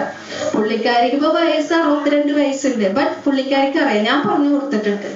നിങ്ങൾ പറഞ്ഞു കൊടുക്കണം. നിങ്ങളുടെ അപ്പനമ്മയ്ക്ക് നിങ്ങൾ പറഞ്ഞു കൊടുക്കണം. അവർ പറഞ്ഞു തരുന്നില്ലെങ്കിൽ നിങ്ങൾ നോക്കി പഠിക്കണം. യൂട്യൂബിലെ വീഡിയോസ് കാണാറുണ്ടോ നിങ്ങള്? ഇല്ലേ? ഇതൊക്കെ കാണുന്ന യൂട്യൂബിൽ വീഡിയോസ്, എങ്ങനെ ഇൻസ്റ്റാഗ്രാം തുറക്കണം, എങ്ങനെ അക്കൗണ്ട് ഉണ്ടാക്കണം, അതിൽ എന്തൊക്കെ സെറ്റിങ്സ് ഉണ്ട്, നിങ്ങൾ പഠിക്കണം. ഒരിക്കലും നമ്മൾ എനിക്കിതൊന്നും പഠിച്ചറിയില്ല, എനിക്കിതൊന്നും വിവരമില്ല എന്ന് പറഞ്ഞ് നിൽക്കാൻ പറ്റില്ല. ബിക്കോസ് നമ്മുടെ മക്കള് അങ്ങനത്തെ ഒരു സ്റ്റേജിലാണ് നിൽക്കുന്നത്. അവരുടെ കൂടെ അവിടെ ഇനി പണ്ട് പറഞ്ഞിരുന്നു ഒരു പരിധി കഴിഞ്ഞാൽ മക്കളെ നിങ്ങൾ ഓടിക്കോ, ഞങ്ങളിവിടെ ഉണ്ട് എന്ന് പറഞ്ഞാൽ അങ്ങനെ പറ്റില്ല. നിങ്ങളുടെ മക്കളുടെ കൈ പിടിച്ച് നിങ്ങൾ അവരുടെ കൂടെ ഓടിയേ പറ്റൂ. എന്നാലേ നമ്മുടെ മക്കളെ നമുക്ക് തിരിച്ചു കിട്ടുള്ളൂ. ഭയങ്കര സങ്കടമുണ്ട്. കാരണം ഞാൻ സ്കൂളിലും കോളേജിലും ഒക്കെ ഇങ്ങനത്തെ സെഷൻ എടുക്കാൻ പോവാറുണ്ട്. ഇത് പറയുമ്പോ എനിക്ക് അത്ര വലിയ പ്രായമൊന്നുമില്ല കേട്ടോ. പക്ഷെ എന്റെ തൊട്ട് താഴെയുള്ള ആൾക്കാരുടെ അവരുടെ സ്റ്റേജ് എന്ന് പറയുന്നത് ഭയങ്കര എനിക്ക് സങ്കടമൊന്നും. ഇവരൊക്കെ എന്താ ഇങ്ങനെ ഞാൻ ചിന്തിച്ചു പോകും. നമ്മുടെ മക്കള് അവര് സാർ നേരത്തെ പറഞ്ഞ പോലെ അറിഞ്ഞുകൊണ്ട് ആയിരിക്കില്ല ഇവരൊരു ആപത്തിൽ ചെന്ന് വീഴുന്നത്. നേരത്തെ പറഞ്ഞ 15 വയസ്സുകാരൻ അവൻ ചുമ്മാ രസത്തില് ചേട്ടന്മാര് കൂടിയിരിക്കുമ്പോ ഒന്ന് എക്സ്പ്ലോർ ചെയ്യാൻ പോയതാണ്. പക്ഷെ അറിഞ്ഞുകൊണ്ടും അറിയാണ്ടാണോ അവന്റെ ഇതിനിപ്പോ അവൻ നമ്മുടെ റീഹാബിലിറ്റേഷൻ സെന്ററിൽ ട്രീറ്റ്മെന്റ് എടുത്തോണ്ടിരിക്കുകയാണ്. അവന്റെ അനിയത്തി എന്ന് പറയുന്നത് ഇപ്പോഴും ട്രീറ്റ്മെന്റ് എടുത്തുകൊണ്ടിരിക്കുകയാണ്.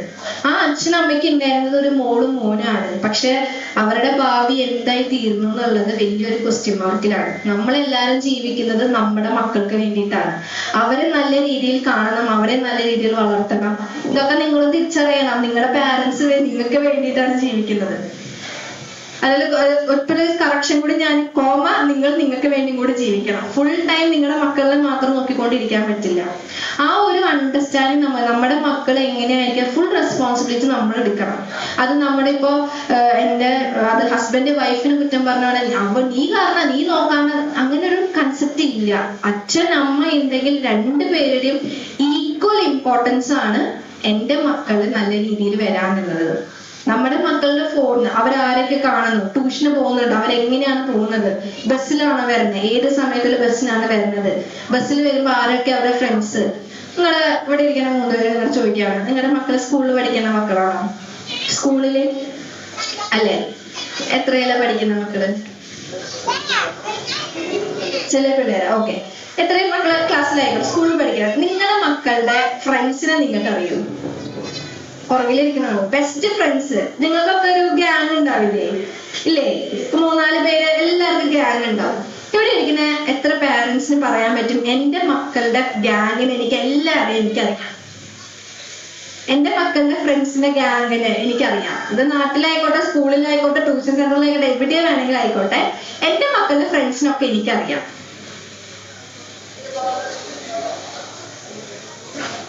നിങ്ങൾ കൈകൊണ്ടിരിക്കാൻ പറയണോ? കുറെ പേരൊക്കെ കൈകൊണ്ടിച്ചിട്ടുണ്ട്. നിങ്ങൾ അറിഞ്ഞിരിക്കണം ഇവരവരുടെ ഫ്രണ്ട്സ് ആരൊക്കെയാണ്. ഇപ്പൊ ഈ ലഹരിയുമായി ബന്ധപ്പെട്ട് വരുന്ന കുട്ടികളിലെ ഇവരുടെ ഒരു എങ്ങനെ ഒരു മനസ്സിലാക്കാൻ, കുട്ടികൾ ഇങ്ങനത്തെ ഒരു ട്രാപ്പിൽ പെട്ടുണ്ടോ എന്ന് മനസ്സിലാക്കാൻ നിങ്ങളൊന്ന് ശ്രദ്ധിച്ചാൽ മതി. ഇവരുടെ ഫ്രണ്ട്സ് ആരാന്നുള്ളത്, മുതിർന്ന ചേട്ടന്മാരാണോ ചേച്ചിമാരാണോ, ഇവരുടെ പ്രായത്തെക്കാട്ടും വളർന്ന കുട്ടികളാണ്. ചിലപ്പോൾ നല്ല ചേട്ടന്മാരുണ്ടായിരിക്കും, ഞാൻ എല്ലാവരെയും ഒരേപോലെയാണ് എന്ന് ഞാൻ പറയുന്നില്ല. പക്ഷെ അവരുടെ ഒരു ഗ്യാങ്, അവരുടെ ബാക്ക്ഗ്രൗണ്ട്, അവരെങ്ങനത്തെ ആൾക്കാരാണ്, അവർ നല്ല നല്ല ആൾക്കാരാണോ അല്ല മോശപ്പെട്ട ആൾക്കാരോ എന്നുള്ളതൊക്കെ നിങ്ങൾ അറിഞ്ഞു. പൊതുവെ ഈ ലഹരിയുമായി ബന്ധപ്പെട്ട കുട്ടികളുടെ ഗ്യാങ് ഫ്രണ്ട്സ് എന്ന് പറയുന്നത് കുറച്ചുകൂടി മുതിർന്ന ആൾക്കാരായിരിക്കും. ഇവർക്ക് ചിലപ്പോ 13-14 വയസ്സുണ്ടാവില്ല. പക്ഷെ ഇവരുടെ ഫ്രണ്ട്സ് എന്ന് പറയുന്നത് വലിയ 24-30 വയസ്സുള്ള ചേട്ടന്മാരൊക്കെ ആയിരിക്കും, അല്ലെങ്കിൽ ചേച്ചിമാരായിരിക്കും. നിങ്ങൾ അത് അറിഞ്ഞിരിക്കും നിങ്ങളുടെ ഫ്രണ്ട്സ് ആരാന്നുള്ളത്. നമ്മുടെ മക്കളെ എത്രത്തോളം എന്ന് വിചാരിച്ച് നേരത്തെ പറഞ്ഞ പോലെ അതോറിറ്റേറ്റീവ് അല്ലെങ്കിൽ ഭയങ്കര സ്ട്രിക്റ്റ് പാരന്റ് ആവാന്നല്ല ഞാൻ പറയുന്നത്. ഒരു ദൂരത്ത് നിന്നുള്ള ഒരു നോട്ടം നമ്മുടെ മക്കളുടെ മേലെ എപ്പോഴും ഉണ്ടായിരിക്കണം. ഇനി കമ്മിങ് ടു ഇതിന്റെ ഒരു സയൻസ് പരമായിട്ട് ഞാൻ പെട്ടെന്ന് പറഞ്ഞു തീർക്കാം. നമുക്ക് പലതരത്തിലാണ് ലഹരി നമ്മുടെ ശരീരത്തിനെ ബാധിക്കുന്നത്. ഞാൻ ഓൾറെഡി പറഞ്ഞു അതൊരു അസുഖമാണ്, ട്രീറ്റ്മെന്റ് ഉണ്ട്. പക്ഷെ പൂർണ്ണമായി നമുക്ക് അതിനെ മാറ്റാൻ പറ്റും എന്നുള്ളത് സംശയമാണ്. ഒരു പരിധി വരെ നമുക്ക് അതിനെ കൺട്രോൾ നിർത്താം. ശാരീരികമായിട്ട്, മാനസികമായിട്ട്, സാമൂഹ്യപരമായിട്ട് 3 തരത്തിലാണ് ഇത് എങ്ങനെ ബാധിക്കും എന്ന് പറയുന്നത്. ശാരീരികമായിട്ട് എന്ന് പറയുകയാണെങ്കിൽ ഇപ്പോ നമ്മുടെ ഫിസിക്കൽ ഗ്രോത്ത് എത്രാമത്തെ വയസ്സ് വരെ ഉണ്ടാവുക? 10? എത്രാമത്തെ വയസ്സ് വരെയാണ് നമ്മുടെ ഫിസിക്കൽ ഗ്രോത്ത് ഉണ്ടാവുക? 19, 20? നിങ്ങൾ ആരെങ്കിലും മാറി വല്ല ഓപ്ഷൻസ് ഉണ്ടാവും? ഓക്കെ. നമ്മുടെ തലച്ചോറിന്റെ വളർച്ച എത്രാമത്തെ വയസ്സ് വരെയാണ്? നമ്മുടെ തലച്ചോറിന്റെ വളർച്ച 50 വയസ്സ് പറയുന്നുണ്ട്. തലച്ചോറിന്റെ വളർച്ചയാണ്. പറഞ്ഞോളൂ, ചുമ്മാ ഗസ് ചെയ്യേ, കത്തിക്കുത്ത്. 15?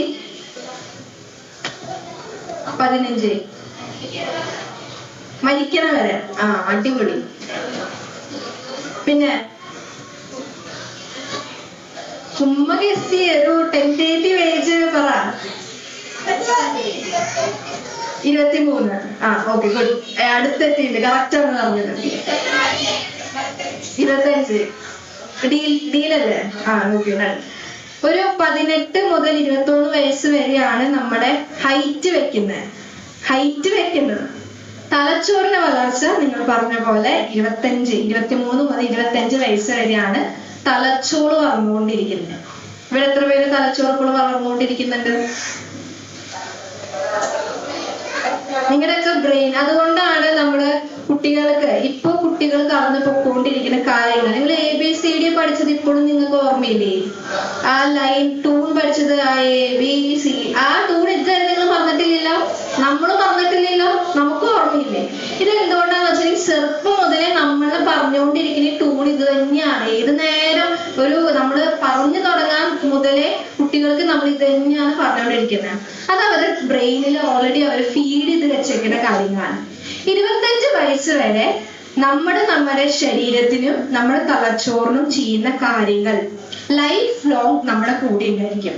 നമ്മൾ പഠിക്കുന്ന കാര്യങ്ങൾ, നമ്മുടെ ജീവിതത്തിൽ ഉണ്ടാവുന്ന ഓരോ എക്സ്പീരിയൻസുകൾ, ചിലപ്പോൾ നമ്മുടെ ചെറുപ്പത്തിലൊക്കെ ഭയങ്കര മോശപ്പെട്ട ഒരു അവസ്ഥ, അല്ലെങ്കിൽ നിങ്ങൾക്ക് എത്ര പേർക്ക് റിലേറ്റ് ചെയ്യാൻ പറ്റുമെന്ന് അറിയില്ല. പണ്ട് നമുക്ക് ഏതെങ്കിലും ഒരു ടീച്ചറുടെ നമുക്ക് നല്ല അടി കിട്ടിയിട്ടുണ്ടെങ്കിൽ ചിലപ്പോൾ നമ്മൾ അത് ഇപ്പോഴും മറന്നിട്ടുണ്ടാവില്ല. ഇല്ലില്ല, പണ്ട് നടന്ന കാര്യമാണ്. എന്നാലും നമുക്കത് ക്ലിയർലി നല്ല ഓർമ്മയുണ്ടാവും. കാരണം അത് നമുക്ക് ഉണ്ടാക്കിയ ഒരു ഇഫക്റ്റ് എന്ന് പറയുന്നത് വളരെ കൂടുതൽ. നമുക്കത് ഭയങ്കര വിഷമം ഉണ്ടാവും, ഭയങ്കര നാണക്കേട് ഉണ്ടായിട്ട് ഇത്ര കുട്ടികളുടെ മുന്നിൽ വെച്ചിട്ടാണ് ടീച്ചർ തന്നെ അടിച്ചത്, ഭയങ്കരമായിട്ട് നാണക്കേട് ഉണ്ടാക്കിയിട്ടുണ്ടോ. അതുകൊണ്ടാണ് നമ്മുടെ മനസ്സിൽ എപ്പോഴും അത് ഉള്ളിൻ്റെ ഉള്ളിൽ കിടക്കുന്നത്. ചില കുട്ടികൾ അത് കോപ്പപ്പ് ചെയ്ത് പോകും. പക്ഷെ ചില കുട്ടികൾ കോപ്പപ്പ് ചെയ്യുന്നില്ലെങ്കിൽ നമ്മളത് പ്രോപ്പറായിട്ട് അഡ്രസ് ചെയ്യുന്ന സെൻസ് കൗൺസിലിങ്ങും അല്ലെങ്കിൽ ഒരു ഹെൽപ്പോ ചില കുട്ടികൾ പറയില്ല. പാരന്റ്സിന് അടുത്ത് പറയാണ്ട് വരുമ്പോൾ ഭാവിയിൽ അത് അവർക്ക് വളരെ ബുദ്ധിമുട്ടുണ്ടാക്കും. ചിലപ്പോ ഇപ്പോ ഫോർ എക്സാമ്പിൾ എനിക്ക് പണ്ട് ഉണ്ടായൊരു എക്സ്പീരിയൻസ്, ഇപ്പൊ ഞാൻ ഇത്ര ആൾക്കാരുടെ മുന്നിൽ വെച്ചിട്ട് പണ്ട് ഞാൻ പാട്ട് പാടാൻ കയറുമെന്ന് വിചാരിക്കും. ഞാൻ പാട്ടിനെ വരികൾ മറന്നു. അവിടെ ഇരിക്കുന്ന എല്ലാവരും ചിരിച്ചു. എല്ലാരും ചിരിച്ചു കഴിഞ്ഞാൽ ഞാൻ ഇറങ്ങി കഴിഞ്ഞിട്ടും എൻ്റെ ഒപ്പം പഠിക്കുന്ന പിള്ളേര് വന്നിട്ട് കയ്യെ എനിക്ക് പാട്ടാടാൻ കിട്ടിയില്ല, നീ വലിയ അങ്ങനെ കളിയാക്കിയത് എനിക്ക് ഭയങ്കര വിഷമം ഉണ്ടാക്കി. ഇതുണ്ടായി കഴിയില്ല, ഞാനൊരു എക്സാം പറഞ്ഞതാണ്. ഭയങ്കരമായിട്ട് കളിയാക്കി, എനിക്ക് ഭയങ്കര വിഷമം. എത്ര ആൾക്കാരെ, അത് എല്ലാ ടീച്ചേഴ്സ് എല്ലാരും ചിരിച്ചു, ആരും എന്നെ വന്ന് സപ്പോർട്ട് ചെയ്തില്ല. അതിൽ സാരില്ല, പോട്ടെ, മറന്നതല്ലേ എന്ന് ആരും പറഞ്ഞില്ല. എല്ലാരും കളിയാക്കി. ഇറങ്ങി കഴിഞ്ഞപ്പോ എന്റെ ക്ലാസ്മേറ്റ്സ് വന്നിട്ട് എന്നെ ഭയങ്കരമായിട്ട് ഇതാക്കി പറഞ്ഞപ്പോ എനിക്കത് ഭയങ്കര വിഷമമായി. പിന്നീട് ഇനി ലൈഫിൽ ചിലപ്പോ എനിക്ക് 23-25 വയസ്സുള്ള അപ്പൊ ഇങ്ങനത്തെ ഒരു ഗ്രൂപ്പിന് മുന്നിൽ നിന്ന് സംസാരിക്കാൻ എന്ന് പറയുന്നത് എനിക്ക് വളരെ ബുദ്ധിമുട്ടുണ്ടായിരിക്കും. ഉണ്ടാവാം, എല്ലാവർക്കും ഉണ്ടാവണമെന്നില്ല. ഉണ്ടാവുന്ന കുട്ടികൾ നമ്മുടെ ഇതിലുണ്ട്. നമ്മുടെ ഓരോ കുട്ടികളും, ഇവിടെ ഇരിക്കുന്ന ഓരോ വ്യക്തികളും യുണീക്കാണെന്ന് നമ്മൾ പറയും സൈക്കോളജിയിൽ. യുണീക്കാണ്. നിങ്ങൾക്ക് നിങ്ങളുടെ അപ്പുറത്തിരിക്കുന്ന ആൾക്ക് ഉണ്ടാവുന്ന കഴിവായിരിക്കില്ല നിങ്ങൾക്ക് ഉണ്ടാവുന്നത്. നിങ്ങളുടെ ചിന്താഗതി, നിങ്ങളുടെ പഠിത്തത്തിന്റെ IQ എല്ലാം വ്യത്യാസമായിരിക്കും. നിങ്ങൾ കാണാൻ ഒരേപോലെയാണ് എല്ലാരും കാണാൻ. ഇനിയിപ്പൊ ടിൻസ് ആണെന്ന് ആൾക്കാരെന്ന് വിചാരിക്കും, അവരെ കാണാൻ ഒരേപോലെ ആണെങ്കിൽ സ്വഭാവം 2 രീതിയിലായിരിക്കും. ഒറ്റ ഒരു വ്യക്തി, ഒരു മനുഷ്യൻ പോലും ഒരേപോലത്തെ ആൾക്കാർ ഈ ലോകത്ത് ഉണ്ടാവില്ല. അവരുടെ ഏതെങ്കിലും ഒരു ക്യാരക്ടറിൽ 2 വ്യത്യസ്ത ആൾക്കാരായിരിക്കും. അതുകൊണ്ട് തന്നെ നമ്മൾ ലഹരി എന്നത് ഉപയോഗിക്കും. ചിലപ്പോ ഞാൻ ഉപയോഗിച്ചത് ഒരു എന്താ പറയുക, സെയിം അളവിൽ ഞാനും എൻ്റെ ഫ്രണ്ടും കഴിക്കുന്ന സെയിം അളവിൽ കഴിക്കുന്ന ലഹരി സെയിം സംഭവം ആയിക്കോട്ടെ, പക്ഷെ ഞങ്ങൾക്ക് ഉണ്ടാക്കുന്ന ഇഫക്റ്റ് എന്ന് പറയുന്നത് 2 തരത്തിലായിരിക്കും. കാരണം എൻ്റെ മാനസികാരോഗ്യം, എൻ്റെ ശരീരമായിരിക്കില്ല മറ്റാളുടെ. ഞാൻ നിർത്തിവെച്ചത് മറ്റേ തലച്ചോറിന്റെ വളർച്ചയാണ്. ഏറ്റവും കൂടുതൽ കെമിക്കലുകൾ കഴിക്കുമ്പോൾ, ലഹരി എന്ന് പറയുന്നത് എന്താ? കെമിക്കലാണ് അല്ലെ? പനി വരുമ്പോ നമ്മളെല്ലാവരും പാരസിറ്റമോൾ കഴിക്കില്ലേ? പനി ഒരു അസുഖമാണോ? പനി എന്താ ലക്ഷണമാണ് പനി. നമ്മുടെ ശരീരത്തിൽ എന്തെങ്കിലും ഒരു പാർട്ടികൾ അടങ്ങുമ്പോൾ വരുന്ന ലക്ഷണമാണ് പനി. ഈ പനി കുറയ്ക്കാൻ വേണ്ടിയിട്ട് നമ്മൾ പാരസിറ്റമോൾ കഴിക്കും. പാരസിറ്റമോൾ ഒരു തരത്തിലുള്ള ഡ്രഗാണത്. അതൊരു കെമിക്കൽ ഡ്രഗാണ്. ഇതേപോലത്തെ മറ്റ് കെമിക്കൽ ഡ്രഗുകളാണ് ഈ എന്താ പറയാ കഞ്ചാവ് അല്ലെങ്കിൽ മറ്റ് പല സംഭവങ്ങൾ. ഞാൻ പേരെടുത്ത് പറയുന്നില്ല, അച്ഛനത് പറയാൻ പാടില്ല എന്നാണ്. അതുകൊണ്ടാണ് ഞാൻ ലഹരി എന്ന് മാത്രം ഉപയോഗിക്കുന്നത്. അത് ഓരോ തരത്തിലുള്ള കെമിക്കലുകളാണ് എന്ന് വിചാരിച്ച പാരസെറ്റമോളും ഈ ലഹരിയും സെയിം സംഭവമല്ല നമ്മുടെ അടുത്ത് ചെയ്യുന്നത്. 2 കഴിക്കുമ്പോഴും നമ്മുടെ ശരീരത്തിനാണ് ബാധിക്കുന്നത്. ലഹരി കഴിക്കുമ്പോൾ നേരെ നമ്മുടെ തലച്ചോർമ്മയാണ് അത് ബാധിക്കുന്നത്. ഞാൻ നേരത്തെ ക്വസ്റ്റ്യൻ ചോദിച്ചതാണ്, ഏത് സീനിലാണ് ആൾക്കാർ കൂടുതൽ ലഹരി ഉപയോഗിക്കുന്നത്? ഒരു സങ്കടപ്പെട്ടിരിക്കുമ്പോൾ അല്ലെങ്കിൽ ഭയങ്കരമായിട്ട് വിഷമം, സങ്കടം, തോറ്റിരിക്കുന്ന സമയത്ത് നമ്മൾ ലഹരി പദാർത്ഥങ്ങൾ ഉപയോഗിക്കുകയാണെങ്കിൽ നമുക്കൊരു ഉന്മേഷം തോന്നും. സയൻസ് പറയുകയാണെങ്കിൽ ഒരു പ്ലഷർ ഫീലിംഗ് നമുക്ക് കിട്ടും, ഭയങ്കര ധൈര്യം കിട്ടും, ഭയങ്കര ഒരു എന്താ പറയാ, ഞാനിപ്പോ അവനെ ശരിയാക്കി തരാം, ഒരു പെർമനന്റ് സൊല്യൂഷനും കാണില്ല. ഒരു നേരത്തേക്ക് വേണമെങ്കിൽ ഒരു അരമണിക്കൂർ 1 മണിക്കൂർ അതിന്റെ ഒരു ഇഫക്റ്റിന്റെ ഇതില് നമ്മുടെ വലിയ സംഭവമാണെന്നൊക്കെ കാണിക്കും. അത് മാറിക്കഴിയുമ്പോൾ വീണ്ടും പഴയ അവസ്ഥയിലേക്ക് തന്നെ പോകും.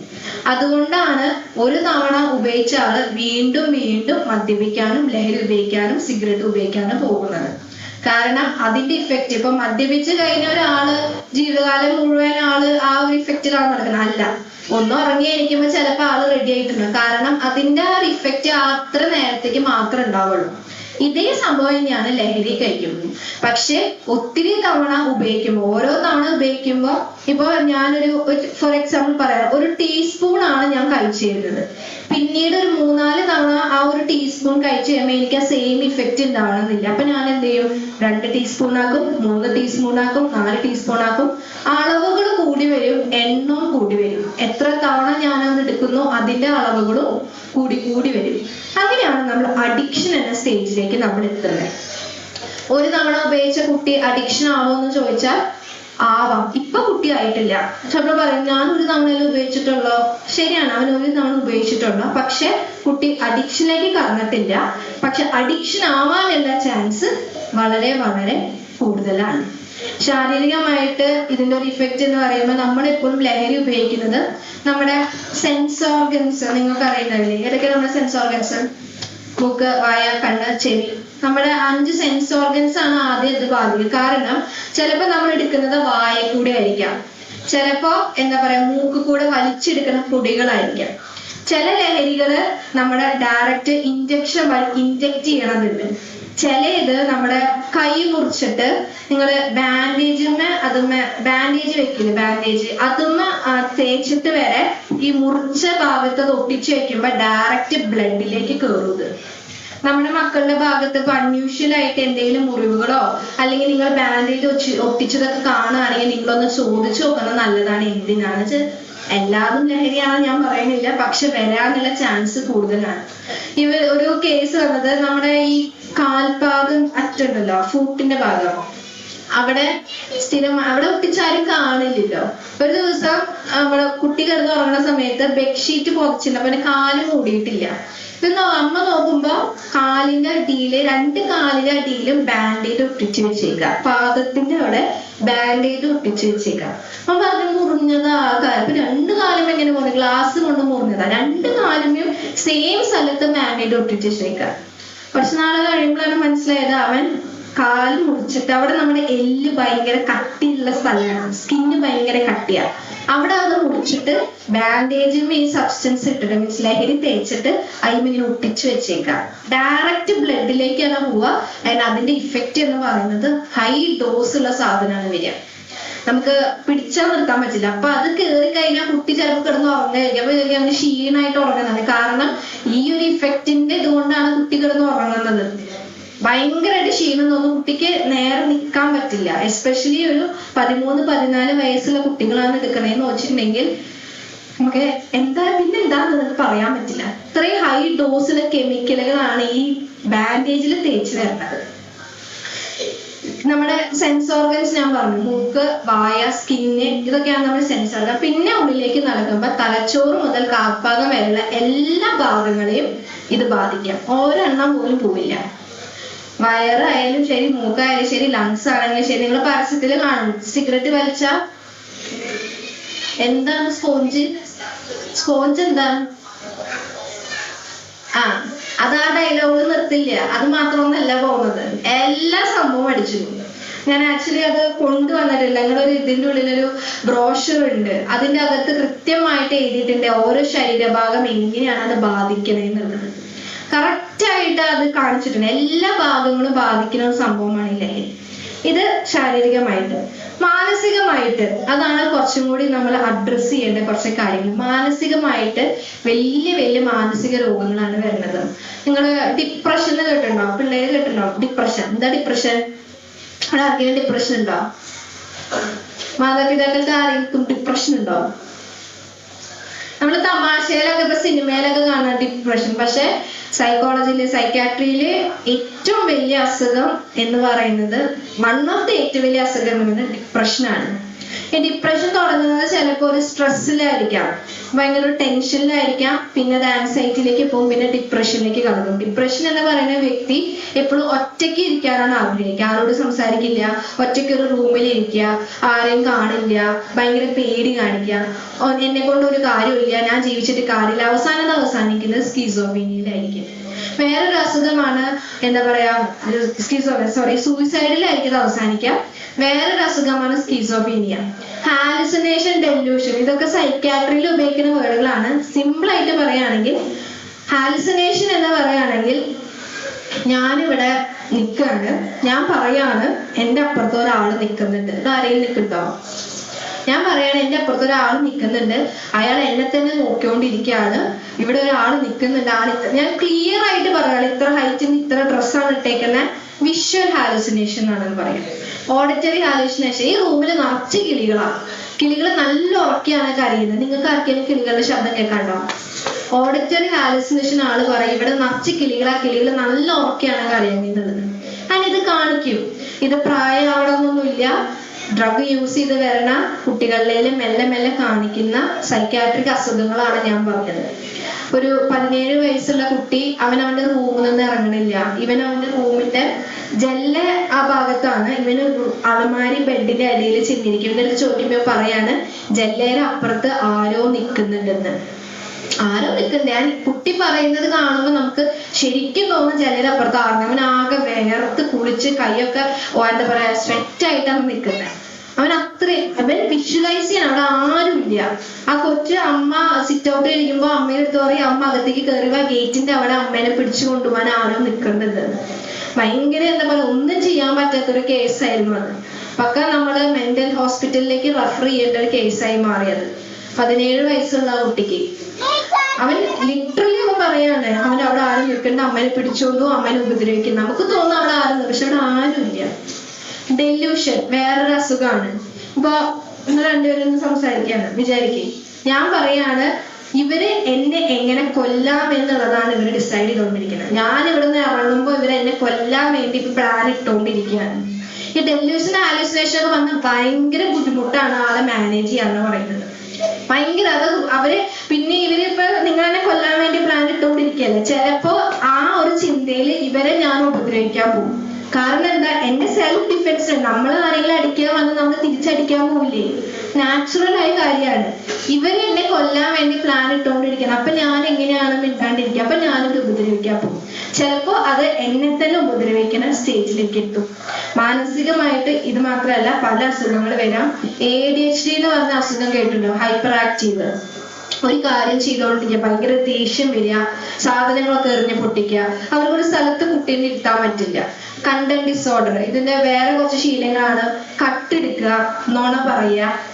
ഈ ലഹരി ആയിട്ട് കണക്ട് ചെയ്ത് വരുമ്പോൾ കുട്ടികൾ നമ്മുടെ വീട്ടിൽ നിന്നൊക്കെ ഇടയ്ക്കിടയ്ക്ക് പൈസ കാണാണ്ടാവുകയാണെങ്കിൽ, ഇപ്പൊ നിങ്ങൾക്ക് ഡൗട്ട് അടിക്കുകയാണ് ഏതെങ്കിലും ഒരു സമയത്ത് നിങ്ങളുടെ മകനോ മകളോ ആരെങ്കിലും ലഹരി ഉപയോഗിക്കുമ്പോൾ നിങ്ങൾ നോട്ടീസ് ചെയ്യുകയാണെങ്കിൽ, നിങ്ങളുടെ വീട്ടിൽ നിന്ന് പൈസ കാണാണ്ട് പോകുന്നുണ്ടെങ്കിൽ നിങ്ങൾ അന്ന് നോക്കണം, നല്ലതായിരിക്കും. കാരണം ഇവര് ഭയങ്കരമായിട്ട് അതൊരു എന്താ പറയുക ബിഹേവിയർ ആണ്, കട്ടെടുക്കുന്ന ബിഹേവിയർ, നുണ പറയുന്ന ബിഹേവിയർ, ഇതൊക്കെ നന്നായിട്ട് കുട്ടികൾ കാണിച്ചു തുടങ്ങും.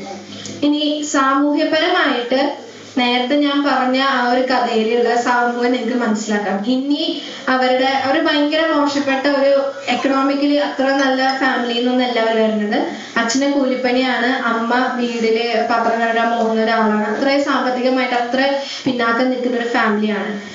ഭയങ്കരമായിട്ട് സാമൂഹ്യപരമായിട്ട് നമ്മളൊക്കെ ബാധിക്കും. എക്കണോമിക്കലി ഭയങ്കരമായിട്ട് പൈസയുടെ ബുദ്ധിമുട്ടുണ്ടാവും. പിന്നെ ഉണ്ടാവുന്ന ഒരു പ്രശ്നമാണ് ഒരു സ്റ്റിഗ്മ, ഒരു നാണക്കേടിന്റെ ഒരു പ്രശ്നമൊക്കെ പറയും. എൻ്റെ മോൻ ഇങ്ങനെ ആയി പോയല്ലോ, എൻ്റെ മോൻ ഇങ്ങനെ ആയി പോയല്ലോ, പുറത്തേക്ക് ഇറങ്ങാൻ പറ്റുന്നില്ല, എന്താ ഞാൻ ചെയ്യാ.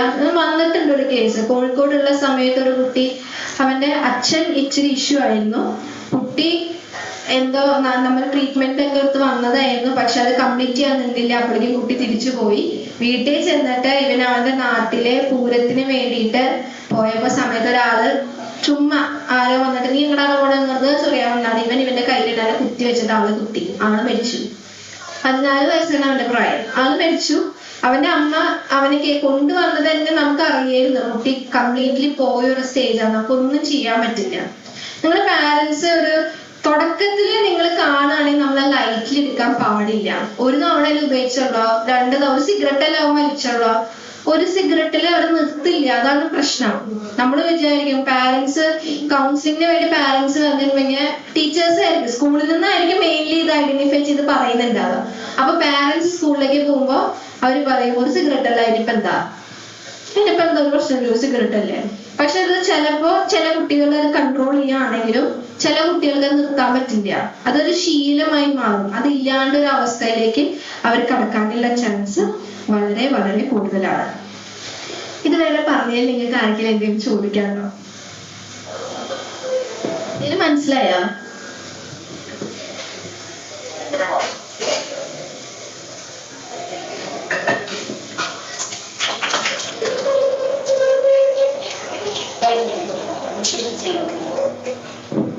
ചോദിക്കാനുള്ളത് ആ ഫാൻ ഒന്ന് ഓഫ് ചെയ്തിട്ടാ, പിള്ളേര് അതിൻ്റെ ഉള്ളിൽ കൈയിടുന്നു. ഒന്നത് ഓഫ് ചെയ്യും, ഓഫ് ചെയ്യും. എനിക്ക് എല്ലാവരോടും കൂടി പറയാനുള്ള 1-2 കാര്യങ്ങൾ വേഗം പറയണം. ഒരു എക്സ്ക്യൂസ്, എന്റെ പിള്ളേരെ 1 മണിക്ക് വിടണം, അവരുടെ സമയം അതാണ്. അല്ലെങ്കിൽ അവരുടെ പാരന്റ്സ് അന്വേഷിക്കും. അപ്പോ എനിക്ക് ഇരിക്കുന്ന കുറച്ച് പാരന്റ്സിനോട് കുറച്ച് കാര്യങ്ങൾ പറയാനുണ്ട്. നമ്മുടെ നാടുമായി ബന്ധപ്പെട്ട ചെറിയ പ്രശ്നങ്ങളുമായി ബന്ധപ്പെട്ട കാര്യങ്ങൾക്ക് പറയാനുള്ളത്. 3 ദിവസം മുമ്പ് ഞാൻ വഴി കൂടെ പോവുകയായിരുന്നു. അപ്പൊ അവിടെ പട്ടേപ്പാടത്ത് പുത്തങ്കാടന്മാരെന്ന് പറഞ്ഞിട്ടൊരു ആൾക്കാരുണ്ട്. അവർക്ക് 4 ഏക്കർ സ്ഥലമുണ്ട്. ആ 4 ഏക്കർ സ്ഥലത്ത് ഞാൻ എൻ്റെ അനിയത്തിയുടെ വീടുണ്ട് അവിടെ. ഞാൻ അനിയത്തിനെ കാണാൻ അവിടെ വണ്ടിയിൽ ചെന്ന് നിന്നതാണ്. അപ്പൊ ഈ പറമ്പിലേക്ക് 3 പയ്യന്മാർ ഒരു വണ്ടിയിൽ വന്നു. 3 ബോയ്സ്, ഒരു നൗഫല്, ഒരു സുധീർ, ഒരു നുഫൈൽ. അപ്പൊ അവരവിടെ ഇറങ്ങി ആ പറമ്പിലേക്ക് കാടിന്റെ ഉള്ളിലേക്ക് പോകണം. ഉടനെ തന്നെ എൻ്റെ അനിയത്തേച്ചിന്ന് വിളിച്ചു. അപ്പുറത്തെ വീട്ടിലെ ലേഡിയാണ്. അവരൊരു മുട്ട മടി കൊണ്ടിട്ട് വന്നു ഈ അനിയത്തേച്ചി. പിന്നെ ഒരു വിത്തിൻ ഫ്യൂ സെക്കൻഡ്സിനുള്ളിൽ 4-5 സ്ത്രീകൾ വന്നോടെ. നമ്മൾ അമ്മമാരാണ് കേട്ടോ, എല്ലാവരും ശ്രദ്ധിക്കണം. ഈ 4-5 സ്ത്രീകൾ ഞാൻ നോക്കി നിൽക്കണം. ഇവരുടെ അടുത്തേക്ക് ചെന്നു. എന്താണ് നിങ്ങൾക്ക് ഈ കാട്ടിൽ കാര്യം ചോദിച്ചു. അപ്പൊ അവര് ആഷിക്കിനെ അന്വേഷിച്ചു വന്നതാണ്. ആഷിക്കാണോ കാട്ടിൽ ചോദിച്ചു. എടുക്കടി ഫോട്ടോ എടുക്ക്, ആരടാ എന്താടാ, എല്ലാവരും ഓരോ മുട്ടമ്പടി ഉണ്ട് സ്ത്രീകളുടെ കയ്യിലൊക്കെ. ചേച്ചി ഫോട്ടോ എടുക്കണ്ട, ഞങ്ങൾ പോണു. ഓടി വണ്ടി എടുത്ത്. നമ്മളെ അമ്മമാര് ചുറ്റുപാടുള്ള കുറച്ചു പേര് കറേജഡ് ആണെങ്കിൽ ഒരു 20% നമ്മുടെ കുട്ടികളുടെ ഇത്തരം കാര്യങ്ങളൊക്കെ നമുക്ക് നമ്മുടെ ചുറ്റുവട്ടത്തുള്ളതൊക്കെ കൺട്രോൾ ചെയ്യാൻ പറ്റും എന്ന് എനിക്ക് തോന്നുന്നു. ഞാനത് ആ ഇൻസിഡന്റ് കണ്ടപ്പോ എനിക്ക് തോന്നിയതാണ്. സാധിക്കില്ലേ? 5 മണിക്ക് ഞാൻ നടക്കാൻ പോകുമ്പോ ഈ ബസ് സ്റ്റോപ്പില് നമ്മുടെ ഈ പ്രദേശത്തുള്ള 16, 17, 18 വയസ്സായ കുട്ടികള് ആ ബസ് സ്റ്റോപ്പിൽ ഇരിക്കുന്നുണ്ട്. 3 പ്രാവശ്യം അത് കണ്ടപ്പോ ഞാൻ ഇവിടെയുള്ള ആധികാരികമായ ആളുകളോട് ഞാൻ പറഞ്ഞു, ഞാനിങ്ങനെ എനിക്കതിൽ പേടിക്കേണ്ട ആവശ്യമില്ല. ബിക്കോസ് ഞാനൊരു കാലഘട്ടത്തിൽ പഠിപ്പിച്ച വിട്ട കുട്ടികളാണ് അവർ. അപ്പൊ ഞാനത് പ്രതികരിച്ചു. അവരാരോ അത് അറിയിക്കേണ്ടടുത്ത് അറിയിച്ചു. പിന്നെ ആ കുട്ടികളെ അവിടെ കണ്ടിട്ടില്ല. ഈ നമ്മൾ മൗനമായി നിൽക്കുന്നിടത്തോളം കാലം ഡ്രഗ്സ് എന്ന് പറയുന്ന സാധനത്തിന്റെ കച്ചവടത്തിൽ നമ്മളൊക്കെ പങ്കാളികളാണ്, ഒരു സംശയവുമാണ്. അപ്പോ മൗനമായി നിൽക്കൽ നിങ്ങൾ അവസാനിപ്പിക്കുക. കുട്ടികളെ നിങ്ങൾ ഇപ്പം ഞാൻ പറഞ്ഞതുപോലെ നെഞ്ചോട് ചേർത്ത് പിടിക്കണം എന്നതൊക്കെ ശരി തന്നെ. പക്ഷെ ഒരു പരിധിവരെ കുട്ടികള് അവരുടെ സറൗണ്ട്സുമായി ബന്ധപ്പെട്ട കാര്യം. ഇന്നലെ ഒരു കുട്ടി എന്നോട് പറഞ്ഞു, കാട്ടുവഴി എന്ന് പറഞ്ഞൊരു മരുന്നുണ്ട്. അപ്പോ ക്ലാസ്സിൽ കൊണ്ടുവന്നിട്ട് കുട്ടികളത് മണക്കാണ്. അപ്പൊ ഞാൻ ചോദിച്ചു, അത് എന്ത് മരുന്നാടാ? അത് ടീച്ചറെ പ്രശ്നമുള്ളതൊന്നല്ല, ആയുർവേദ കടയിൽ കിട്ടുന്ന ഒരു സാധനമാണ്. അതിവിടെ മണത്തിട്ടുണ്ടല്ലോ ടീച്ചറെ, ദൈവടം വരെ എത്തും അതിന്റെ മണം. ഇത്രയ്ക്കും അങ്ങനെ എത്തുന്ന ഒരു ഇഫക്റ്റീവായ ഒരു സാധനമാണ്. 125 രൂപയ്ക്ക് ആയുർവേദ കടയിൽ കിട്ടുന്നതാണ്. ആ കുട്ടി ഇത് വലിച്ചപ്പോ ടീച്ചർ ചീത്തോരത് ഉപേക്ഷിച്ചു. അവന്റെ വീട്ടിൽ ചെന്ന് അവന്റെ അമ്മോട് പറഞ്ഞു, അമ്മ അനിയൻ എപ്പോഴും വിക്സ് വലിക്കുന്നുണ്ട് കേട്ടോ, അവനൊന്ന് ശ്രദ്ധിക്കണം, വിക്സ് ഒരു അഡിക്ഷനാണ് എന്ന് പറഞ്ഞ പോലെ നമ്മൾ കാണുന്ന മെജോറിറ്റി സാധനങ്ങളിലും എന്തുണ്ട്, ഇത്തരത്തിലുള്ള അഡിക്റ്റഡ് ആയിട്ടുള്ള സാധനങ്ങൾ ഉണ്ട്. അപ്പൊ ഈ പാരന്റ്സ് ഒന്ന് വിജിലന്റ് ആയാൽ കുട്ടികൾ വീടുകളിൽ വന്ന് പറയുന്ന കാര്യങ്ങൾ മുഴുവനും നിങ്ങൾ അംഗീകരിക്കാം. പക്ഷേ നിങ്ങളത് വിശ്വസിക്കരുത്. നിങ്ങളൊരു ഫർദർ ഒപ്പീനിയൻ നിങ്ങൾ ആരാണ് എൻ്റെ മകനെ കുറിച്ച് ഇങ്ങനെ പറഞ്ഞത്, എന്തിനാണ് പറഞ്ഞത്, അതിലെന്തെങ്കിലും ഒരു റീസൺ ഉണ്ടാകില്ലേ എന്ന് അന്വേഷിച്ചറിയാനുള്ള ബാധ്യത തീർച്ചയായും ഇരിക്കുന്ന മാതാപിതാക്കൾക്കുണ്ട്.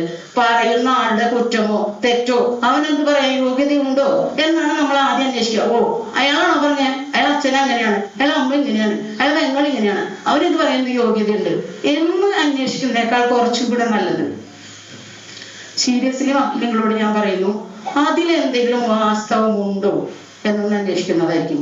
ശരിയല്ലേ രക്ഷിതാക്കളെ? എനിക്ക് അങ്ങനത്തെ കൈപ്പേറിയ കുറെ അനുഭവങ്ങൾ ഉണ്ടായിട്ടുണ്ട്. ഞാൻ 30 വർഷത്തോളമായി ടീച്ചിങ് ഫീൽഡിൽ. ഞാൻ +2 വരെയുള്ള വിദ്യാർത്ഥികളെ കൈകാര്യം ചെയ്യുന്ന ഒരാളാണ്. അതുകൊണ്ട് തന്നെ വിദ്യാർത്ഥികളുടെ ഇടയിലുള്ള മെജോറിറ്റി പ്രശ്നങ്ങൾക്കും കാരണക്കാര് എനിക്ക് തോന്നുന്നു പേരൻസ് തന്നെയാണ്. ഒരു സംശയവും വേണ്ട.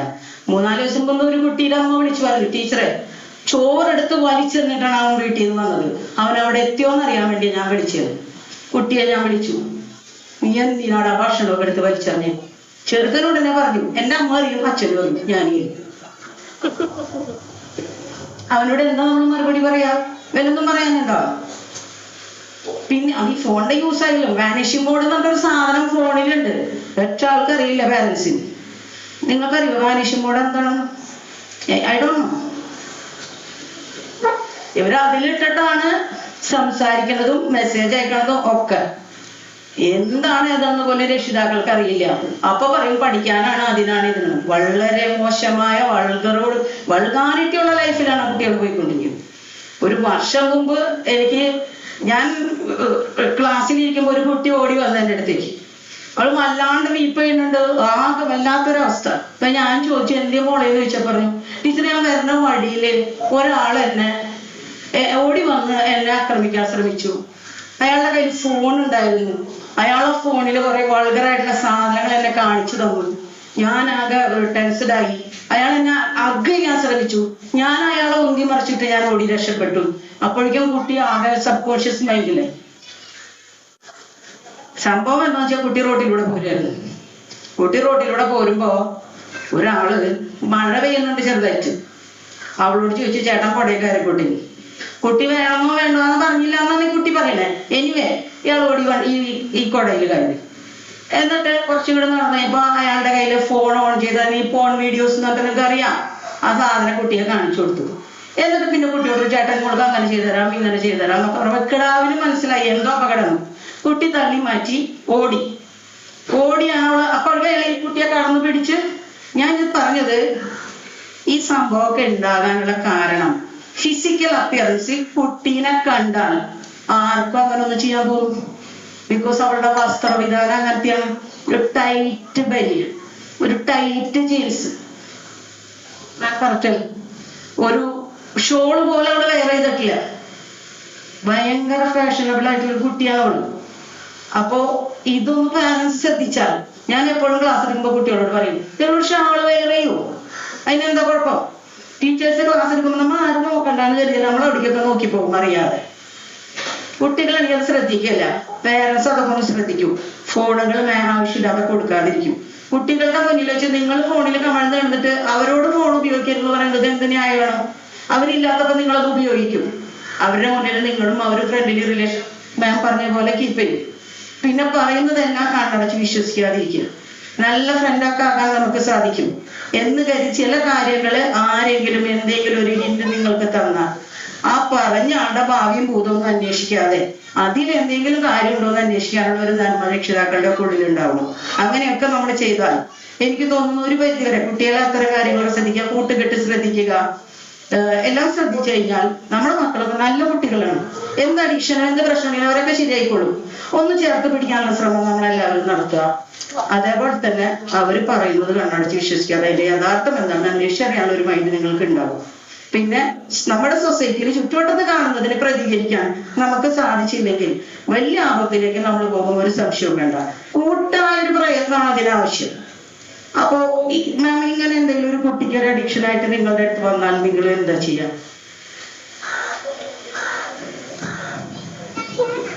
നമ്മുടെ അവിടത്തേക്ക് ഇപ്പൊ മീൻസ് കുട്ടി ഇപ്പൊ പാരന്റ് പറയാണ് അല്ലെങ്കിൽ ടീച്ചേഴ്സ് ആരെങ്കിലും നമ്മുടെ അടുത്ത് കേസ് കൊണ്ടുവരാണെങ്കിൽ നമ്മുടെ പ്രൊസീജിയേഴ്സ് അനുസരിച്ചിട്ട് നമ്മൾ ആദ്യം ഒരു കൗൺസിലിംഗ് ആണ് കൊടുക്കുക. ഈ കൗൺസിലിംഗ് നേരത്തെ പറഞ്ഞ പോലെ മാനസികാസുഖം ബുദ്ധിമുട്ടുള്ളവർക്ക് കൊടുക്കുന്ന സംഭവമല്ല കൗൺസിലിംഗ്. കൗൺസിലിംഗ് എന്ന് പറയുന്നത് ഒരു തരത്തിൽ നിങ്ങളൊരു ഹെൽപ്പാണ് കൊടുക്കുന്നത്. ഇനിയിപ്പോ ഇതിന്റെ ശേഷം ഒരു കൗൺസിലിംഗ് ഞാൻ ആദ്യത്തെ സെഷൻ തന്നെ ഇവന് അഡിക്ഷനാണ്, ഇവർക്ക് അഡിക്ഷനാണ്, ഇത് ചെയ്യണം ഒന്നും ഞാൻ എന്റെ സെഷനിൽ ഞാൻ പറയില്ല. കാരണം ഇതൊരു സ്റ്റെപ്പ് ബൈ സ്റ്റെപ്പ് സംഭവമാണ്. ഒരു സെറ്റിങ്ങിൽ അല്ലെങ്കിൽ സിറ്റിങ്ങിൽ നമുക്ക് തീർക്കാൻ പറ്റുന്ന സംഭവമല്ല കൗൺസിലിംഗ്. ആദ്യത്തെ സെഷൻ ഒരു പരിചയപ്പെടലായിരിക്കാം. ചിലപ്പോ ചില കുട്ടികൾ തുറന്ന് സംസാരിക്കാം, ചിലപ്പോൾ കുട്ടികൾക്ക് 3-4 സെഷൻസിലൂടെ ആയിരിക്കും കുട്ടികൾ എൻ്റെ കൂടെ അല്ലെങ്കിൽ ഇൻ ദ സെൻസ് ഒരു കൗൺസിലറുടെ കൂടെ കുട്ടി കംഫർട്ടബിൾ ആയി. അതിപ്പോ ആരായാലും ശരി ഒരു കംഫർട്ടബിലിറ്റിയിലാണ് കുട്ടികൾ നമ്മുടെ അടുത്ത് സംസാരിക്കുന്നത്. അവരൊരു പാരന്റ്സിന്റെ വലിയ ഭയം ഇതാണ്. ഇപ്പൊ എന്തെങ്കിലും ഡ്രഗ്സ് ഒരു കുട്ടി ഉപയോഗിച്ചു, അത് സൊസൈറ്റി അറിഞ്ഞാൽ അല്ലെങ്കിൽ അതിന്റെ നിയമം അറിഞ്ഞാൽ അവനെതിരായി ആക്ഷൻ എടുക്കുമോ, അവന് വലിയ പ്രശ്നങ്ങൾ ഉണ്ടാവും, വലിയ പുലിവാല ഉണ്ടാവും. ഇതൊക്കെ ഭയങ്കരമായ അതൊക്കെ നാച്ചുറലി അവരെന്ത് ചെയ്യും, അത് ഒതുക്കി കൂട്ടാൻ ശ്രമിക്കും. അപ്പോ വലിയ പ്രോബ്ലം ഇല്ലാതെ ഇത്തരം പ്രശ്നങ്ങൾ ഓരോ മാതാവിനും കൈകാര്യം ചെയ്യാൻ പറ്റത്തക്ക വിധത്തിൽ എങ്ങനെയാണ് നിങ്ങളുടെ ആ ഒരു രീതി ഒന്ന് പറഞ്ഞോളൂ. ഇത് ഞാൻ ഓൾറെഡി പറഞ്ഞു, നമ്മള് കുട്ടികളിലെ അഡിക്ഷൻ എന്ന് പറയുന്നത് ഒരു ദിവസം ഉണ്ടാവുന്ന സംഭവമല്ല. അത് നാച്ചുറലി 3-4 തവണയോ ഉപയോഗിച്ച് വരണ ശീലമായി മാറുന്നതാണ്. പാരന്റ്സിന് ഇപ്പോ ഞാൻ എളുപ്പത്തിൽ കുറച്ച് കാര്യങ്ങൾ പറഞ്ഞുതരാം എങ്ങനെ ഇത് തിരിച്ചറിയാവുന്നത്. ആദ്യത്തെ മാറ്റം അവരുടെ സ്വഭാവത്തിൽ ഉണ്ടാവുന്ന മാറ്റം. ഭയങ്കരമായിട്ട് ദേഷ്യപ്പെടുക, ഒറ്റയ്ക്ക് ഇരിക്കുക, എങ്ങോട്ട് പോകാണ്ടിരിക്കുക, ഒരു ഇറിറ്റേറ്റഡ് ബിഹേവിയർ. അവൻ്റെ അടുത്ത് പറയാം കടയിൽ പോയിട്ട് വേണം, ഞാൻ ഒന്നും പോയില്ല, ഭയങ്കരമായിട്ട് ദേഷ്യം കാണിക്കുക, സ്വഭാവത്തിൽ നന്നായി മാറ്റം വരിക. പിന്നീട് അവരുടെ ഒരു എന്താ പറയാ ഡ്രസ്സിങ്ങില് അല്ലെങ്കിൽ അവരുടെ ഒരു ഫിസിക്കൽ അപ്പിയറൻസിന് മാറ്റം വരിക. എന്താ പറയാ ചിലപ്പോ ഹൈജീൻ, കുളിക്കില്ല, ഭയങ്കര ഒരു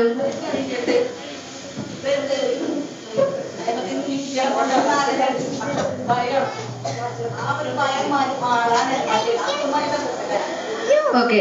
കുട്ടികൾ ഭയം എന്ന്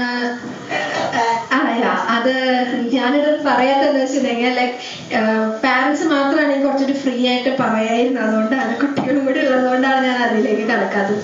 നമ്മുടെ പാരന്റ് ലൈക്ക് ഇത് വീട്ടിൽ നിന്ന് തുടങ്ങുന്ന കുറച്ച് ഇൻസിഡന്റ് ഞാൻ ആദ്യം പറഞ്ഞ സ്വഭാവത്തിൽ മാറ്റം വരിക, അവരുടെ ഡ്രസ്സിൽ മാറ്റം വരിക, സംസാരത്തില്, ഉറക്കത്തില്, എല്ലാത്തിലും മാറ്റങ്ങൾ വരുന്നു.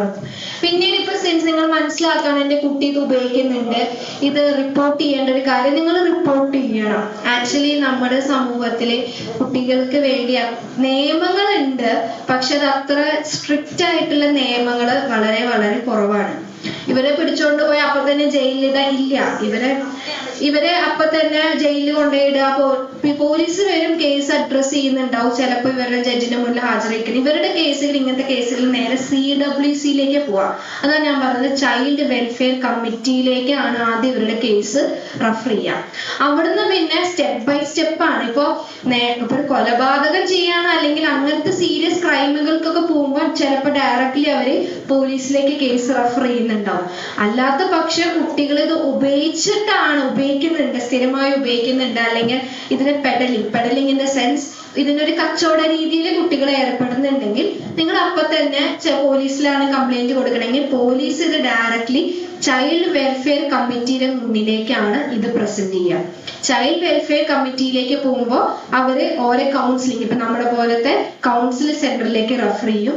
നമ്മൾ കൗൺസിലിംഗ് കൊടുക്കും. ട്രീറ്റ്മെന്റ് വേണ്ടതാണെങ്കിൽ നമ്മൾ ട്രീറ്റ്മെന്റിന് പോകും. അല്ലാത്ത പക്ഷം ലൈക്ക് ഇത് ക്രൈം ചെയ്യാത്ത കേസുകളാട്ടോ ഞാൻ പറഞ്ഞത്. ക്രൈം ഇൻ ദ സെൻസ് ഇപ്പൊ ഒരാളെ കൊല്ലുക എന്നുള്ളതാണ് ഇവര് ഹയസ്റ്റ് ക്രൈം വരുന്നത്. അങ്ങനെ പോവുകയാണെങ്കിൽ കൗൺസിലിംഗ് കൊടുക്കും. പിന്നെ ഇതിന്റെ ഡീലിങ്സ് ഒക്കെ ജുവനൈൽ ജസ്റ്റിസ് ബോർഡാണ് ഇതിന്റെ കാര്യങ്ങളൊക്കെ ഡീൽ ചെയ്യുക. അല്ലാത്ത പക്ഷെ കുട്ടികൾ ഉപയോഗിച്ചിട്ടുള്ള ഒരു കേസാണ് അല്ലെങ്കിൽ പെഡലിംഗ് നടത്തിയ സംഭവങ്ങളാണെങ്കിൽ നമ്മൾ കൗൺസിലിംഗ് ട്രീറ്റ്മെന്റിലേക്ക് ഇത് അഡ്രസ് ആവുള്ളൂ. വലിയ പ്രശ്നം കുട്ടികളുടെ കേസ് അനുസരിച്ചിട്ടിരിക്കും. ലൈക്ക് ഞാൻ അത് പറഞ്ഞില്ലേ, ചിലപ്പോൾ ഭയങ്കര സീരിയസ് ഇഷ്യൂ ആണെങ്കിൽ പോലീസ് ഇടപെട്ട് നിയമവശങ്ങളിലേക്ക് പോകേണ്ട കേസുകളാണെങ്കിൽ ചിലപ്പോൾ അത് സീരിയസ് ആവാം. നമ്മുടെ അടുത്തേക്ക് വരുന്ന കേസുകൾ നമ്മൾ CWCയിലേക്ക് പോവാറുണ്ട്. നമ്മുടെ അടുത്തേക്ക് വരുന്ന നിങ്ങൾക്ക് ഇപ്പൊ പോലീസ് പറഞ്ഞാലും അവരുടെ പ്രൊസീജിയേഴ്സും സെയിം തന്നെയാണ്. CWCയിലേക്ക് കുട്ടീനെ പ്രസന്റ് ചെയ്യും. പിന്നെ അവരാണ് ആ കമ്മിറ്റിയാണ് പിന്നെ തീരുമാനിക്കുക എങ്ങനെ വേണം ഇതിന്റെ ബാക്കി പ്രൊസീജിയേഴ്സ് എന്നുള്ളത്. കൗൺസിലിംഗ് ആണോ വേണ്ട, ട്രീറ്റ്മെന്റ് ആണോ വേണ്ടി എന്നുള്ളത് കമ്മിറ്റിയാണ് ഡിസൈഡ് ചെയ്യുക. കമ്മിറ്റിയിലെ എല്ലാ ഒരു സോഷ്യൽ വർക്കറും വക്കീലും പോലീസ് എല്ലാവരും നിന്നൊരു കമ്മിറ്റിയാണ് അത്. അതിലുള്ള ഡിസ്കഷന്റെ ബേസിസിലാണ് അവർ തീരുമാനിക്കുന്നത്. നമ്മുടെ അടുത്തേക്ക് കൗൺസിലിംഗിന് വരുന്ന കുട്ടികളാണ്. ഇപ്പൊ നമ്മൾക്ക് ഒരു കേസ് വരികയാണെങ്കിൽ നമ്മളെ കുട്ടീനെ കൗൺസിലിംഗ് കൊണ്ടുവരാൻ വരും. കൗൺസിലിംഗ് വന്നിട്ട് നമ്മൾ 3-4 സെഷൻസ് അല്ലെങ്കിൽ നമുക്ക് തോന്നുകയാണ് കുട്ടിക്ക് ട്രീറ്റ്മെന്റ് വേണ്ടതാണെങ്കിൽ നമ്മൾ CWCയിലേക്ക് അറിയിക്കും. CWC മുഖേന നമ്മുടെ ട്രീറ്റ്മെന്റ് സെന്ററിലേക്ക് നമ്മുടെ കുട്ടികളെ കൊണ്ടുപോകും. Thank you.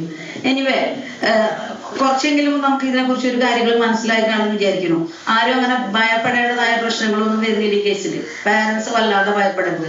നമ്മുടെ കുട്ടികൾ വലിയ പ്രശ്നത്തിലേക്ക് പോകുന്നതിനേക്കാൾ നല്ലതേ അല്ലേ ചെറിയൊരു നിയമ നടപടി നമ്മൾ സ്വീകരിക്കുന്നത്. അതുകൊണ്ട് സമൂഹത്തിനും ഗുണമാണ്, നിങ്ങൾക്കും ഗുണമാണ്, കുഞ്ഞിനും ഗുണമാണ്. നമ്മളെല്ലാവരും അത്രയും വിജിലന്റായി നോക്കി കാണുന്ന ആളുകളാണ് കുഞ്ഞുങ്ങളെ.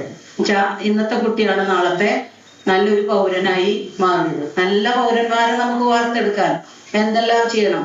കൊച്ചു കുറ്റവാളികൾ ഉണ്ടാകുന്നതിന്റെ സാഹചര്യങ്ങള് വീടുകളിൽ തന്നെയാണ് നമ്മൾ ഒരുക്കി കൊടുക്കുന്നത്.